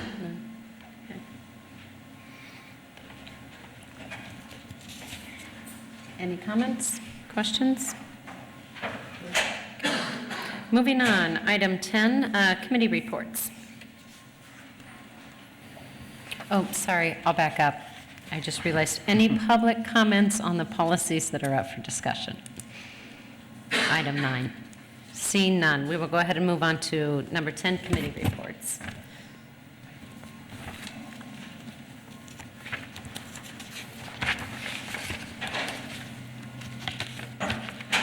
Seeing. No, I'm gonna, I thought Mike was gonna talk, and I was gonna let him go first. Teaching Learning Committee met with a group of people today, and certainly, I almost made comment earlier and I wish that I had, since I didn't think about the fact that Spence might leave, but we met with a group from Inclusive Ames, and I would, publicly like to thank Jonas and Spence for leading the effort on the dropout rate and on the graduation rate. One of the things that some people are going to get sick of hearing me saying, I think, is that my management style is that I celebrate successes kind of loudly and proudly, and I don't think we can thank them enough for this. I mean, you look at those statistics that we just saw an hour ago, going from 53% of our African-American students to 95% graduating, actually 2 percentage points above our white population. I think these are commendable efforts. And the next step of this is that whether this board created the problem or whether it was created 20 years ago or 30 years ago or 40 years ago, we need to, I think, own the shortcomings of the disparity gap on achievement. And I do believe that we, as a district, are taking steps. I'm kind of hard for me to bring this up because that's the other part of my management style, is that I believe in working behind the scenes quietly to correct mistakes, correct problems. And this one, I think at this point, we need to get out front of. The only way that I can say this and stay within that, within my mantra, is that I do think that we've got steps in place that are coming, that are going to hopefully move us forward. Hearing this professional development program that we will probably be approving here in the next month or two, I think is going to be a huge step forward in owning the racial disparity of our achievement. And seeing the inner workings of what's coming, I think that I can stay within that mantra and say that I'm going to celebrate the fact that we are making steps behind the scenes to actually correct this, or attempt to correct this. So that's the Teaching and Learning Committee update from this afternoon. And so that meeting ended at promptly at 3, and with, I sat there and stewed on what I would want, on my takeaway from that, and that it was my one big takeaway, that I, as one board member, am more than willing to own up to where we're at and where we need to go. I think the only reflection I would add to that, having also been at the meeting, is how do we continue, for me, it's how do we continue to be better? And how do we rethink the things we're doing? And it's any of the topics that have come here tonight, but how do we continue to be better as a district? And how are we advocating for every single one of our kids? Because that's what we're here for. And it was a very engaging meeting, and more to come. So, any other committee reports? I'd report back to the board that I did meet with Dwayne Reeves relative to the future of Ames High School. And we did have a discussion about a timeline relative to getting our community group together over the summer. And this is something that will be coming forward for committee discussion with the Facilities Committee on May 31st. So just wanted to update the board that we have met. We have a projected timeline on how things may fall into place, and we'll run it by the Facilities Committee on the 31st. Comments from the public on any of the committee reports that were included? Seeing none, we will go ahead and move to the consent items for approval. Dr. Taylor? We do have a number of consent items, including the minutes from the work session held on May 1 and minutes from the regular meeting from May 8. We have claims and payroll, and also the financial reports from Ms. Chris from April 2017. You'll notice the personnel report, and one of the highlights there is the official appointment of Lisa Negus as District Director of Human Resources. And again, with the graciousness of Iowa State University, she does have the ability to begin on June 5. As is noted in the personnel report. We also have a large number of gifts to the district, including 3 cash gifts for the demolition of the old Edwards building, including $20,000 from Kurt Herbert, cash in the amount of $10,000 from Richard and Virginia Dobbs, and $1,000 in cash from Robert Sill. We also have some money from the lunch program pay down from Molly Hudson, cash in of the amount of $100, 3 gifts to Fellows School, including $30.01 from James McCool, cash in the amount of $200 from Gerda Bawija, and that one goes to Fellows School, and also cash in the amount of $200 from Angela Burt to Fellows School. There are some books for the kindergarten preview from Kelly Glatfelty to Fellows School. Again, Healthiest Ames stepped forward with some bike helmets for all 3rd grade students, and there's a violin outfit from Ken Hartman to the high school orchestra department. You will notice on the agenda that there are some 5 contracts or agreements on the consent agenda, including the continuation of our juvenile court liaison program, DMAC for concurrent enrollment of high school students, equipment and facility use agreement with Iowa State University for Hilton Coliseum, commencement on May 28th, agreement with Alvine Engineering for professional design services to address the noise concerns at Fellows, and also an agreement with the Center for Responsive Schools Incorporated from Dr. Ross, and last but not least, continuous open enrollment applications. I'll take a motion to approve the consent agenda. So moved. Second. Moved by Rosser, second by Rasmussen. Discussion? All those in favor? Hold on. Yeah. Sorry. One more time. I just wanted to say that I'm going to abstain from voting on this for personal reasons. Thank you. All right, proceeding to the vote. All those in favor indicate by saying aye. Aye. Oppose? Passes 5-0. Action items. Item number 18. I move the board approve the 2017-18 board meeting schedule as presented. Second. It's been moved by Rasmussen, seconded by Rosser. Discussion? Proceed to vote. All those in favor of the motion say aye. Aye. Opposed, nay. Passes 6-0. Item 19. Move the board approve the adoption and purchase of the new curricular materials for high school chemistry and physics courses as presented. Second. Moved by Rasmussen, seconded by Esposette. Discussion? You know, I've always felt funny about voting for curriculum material because I don't know what's in it. So how do we know that we're voting for the right curriculum material? I think Dr. Ross is going to talk to you about piloting here. Basically, our professional staff has vetted the materials that they need based on the written curriculum. So it's really that next step of saying by board approval that these are the materials that the teachers are expected to use to support the written curriculum.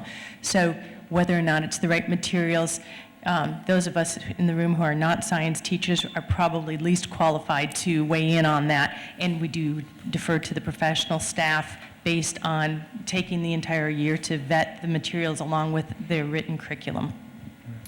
And Dr. Ross, didn't they come a few meetings back and gave us a presentation They've regarding been in front of the their board materials? several times, you're correct. Right. And at this point, I think at the last time they were at the board table, they did not have these materials identified, because one of the differences you'll see is they're not buying textbooks to speak of. Instead, they're really buying more materials that support their instruction, and they're using their written curriculum to drive their instructional decisions, that and their data. Proceeding. No, go ahead. Go ahead. Sure. Yep, Okay. positive. Proceeding to vote. All those in favor of the motion indicate by saying aye. Aye. Oppose? Passes 6-0. Item 20. Pardon me. I move the board approve the Ames High School class of 2017 contingent upon completion of all graduation requirements. Second. It's been moved by Rosser, seconded by Rasmussen. I think it was very appropriate for Director Rosser to make that motion, considering he has a daughter, Morgan, that's graduating this year. Congratulations. Thanks. I think one comment, I just want to say that the coolest experience for a board member is to sit at graduation. I've only gotten it once. I'm looking forward to Sunday and getting it. Obviously, to see the accomplishment of all of those students and to see and hear the amount of pride that the family members have for them.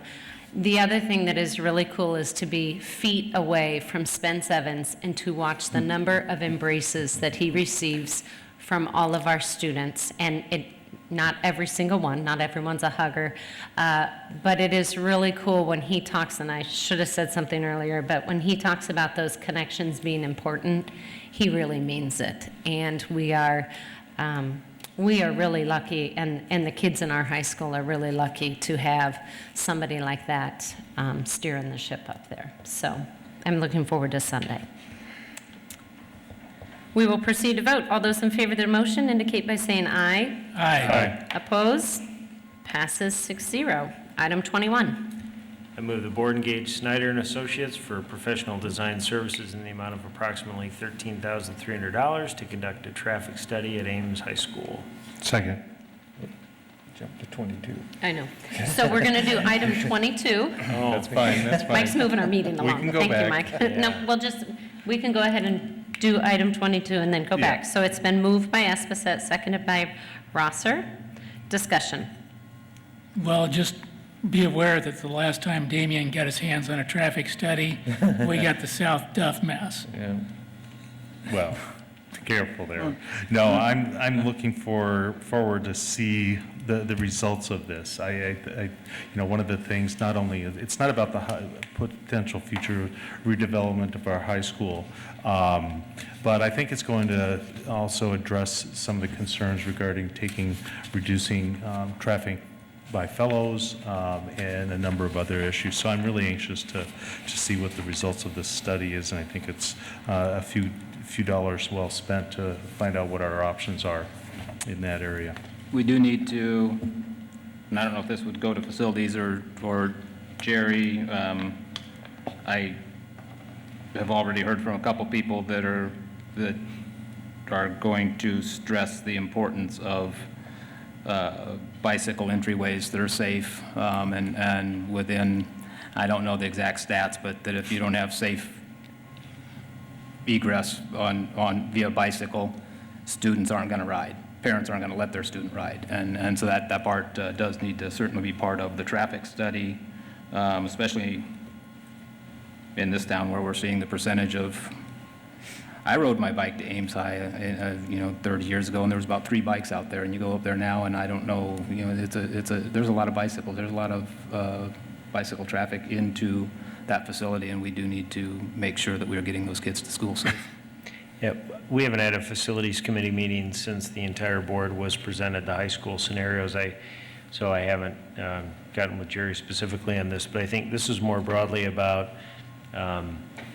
the need and or demand for if we were to connect up the high school to Stang, what would that look like, and what are the pushes and pulls with that? More so than problem solving about bikes and problem solving about specific. It's sort of, can we make a case that, boy, that really improves things a lot, or not, to enroll the city and the university as partners in allowing, encouraging, and helping make it happen. So, Tim, I hear you. I think those would be subsequent things if we pass the first test, which is there. Can we even do it? Is there reason to consider this? Yeah. And right now, I think everything in a situation like this, right, wrong, or otherwise, starts with a traffic study. Well, we can't do anything until we have a traffic study. Then once we do that, then we can explore other things. So I think this is the do not pass go, do not collect $200 sort of step. $13,000 well spent then. Ish. So, yep. Great. Proceed to the vote. All those in favor of the motion indicate by saying aye. Aye. Oppose? Passes 6-0. We will go back to item 21.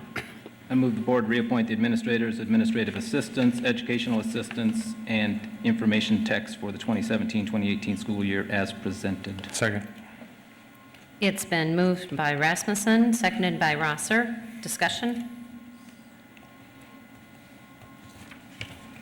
Proceeding to vote. All those in favor of the motion indicate by saying aye. Aye. Oppose? Motion passes 6-0. Item 23. I move the board approve the new open enrollment applications as presented. Second. Moved by Rosser, seconded by Rasmussen. Discussion. Seeing none, proceed to vote. All those in favor of the motion indicate by saying aye. Aye. Opposed? Motion passes 6-0. Items from the board. So it seems like we've all taken our shot at the Spence Jonas presentation and appreciating them for it. And the thing that strikes me about it, and the thing that's sometimes hard to get our minds around, is that it's not just any one thing we do, it's the convergence of many things. So that whole list of strategies, some of which have been around for a while, some of which are still being tried, and some of which are on the future list. It's whether it's any one of the issues that come before us tonight, it's not just one silver bullet, but it's the convergence of many efforts that helps us make progress. And we don't, we seek progress more than perfection, and we don't often congratulate and appreciate progress. We just lament the lack of perfection. So good progress. Well done.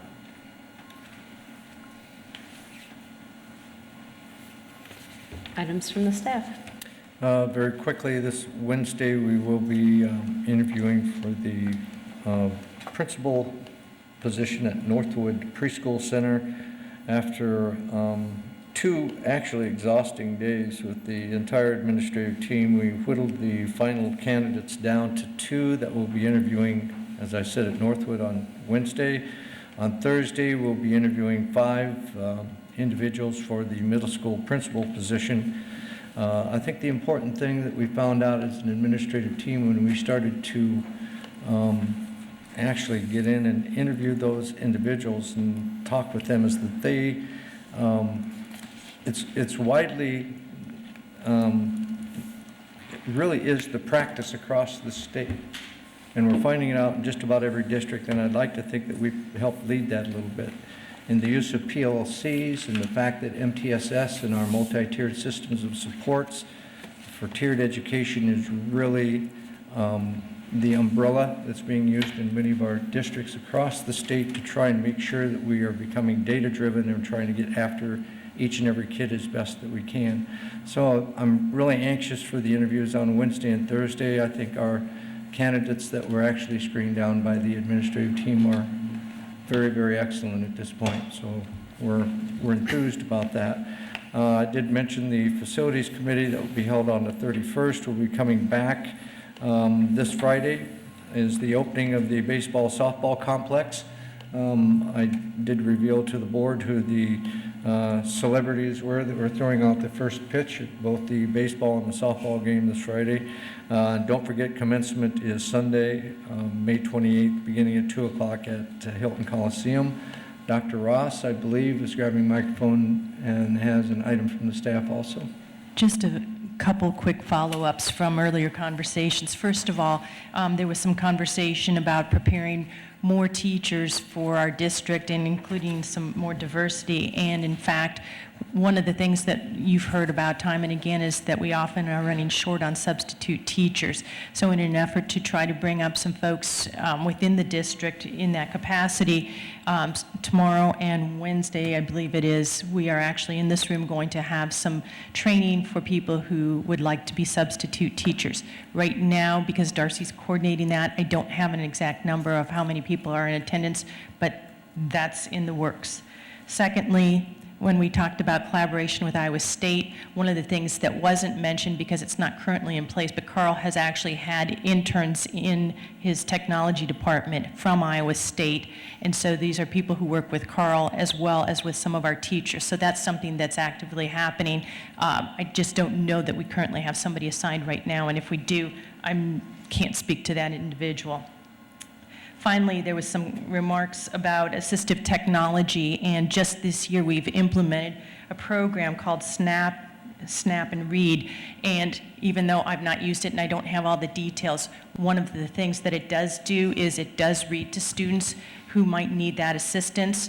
Additionally, it adjusts text to a student's particular reading level, so there's some adjustments there, and it includes some study tools that I can't really speak to eloquently, but I'll leave it at that because it's a tool that really will help more students, and it's available. My recollection is that it's for all students. That's something Carl coordinated, so credit where credit is due, and he can speak to that more dynamically at a later date. And Ms. Kathy. Our principals, Our principals and our registrar have been working really hard on kindergarten preview, which is going to be this Thursday night. It's one of our efforts to establish connections with our students and families early, provide that transition from preschool or no school into the kindergarten setting. So we're really excited. We're going to do a survey of the parents afterwards to see how effective it was. But we just wanted to let you know that kindergarten staff are very excited and have been working very hard to make it successful. And I believe it's being supported by your family ambassadors. And yes, and the PTOs as well. PTOs. Yeah.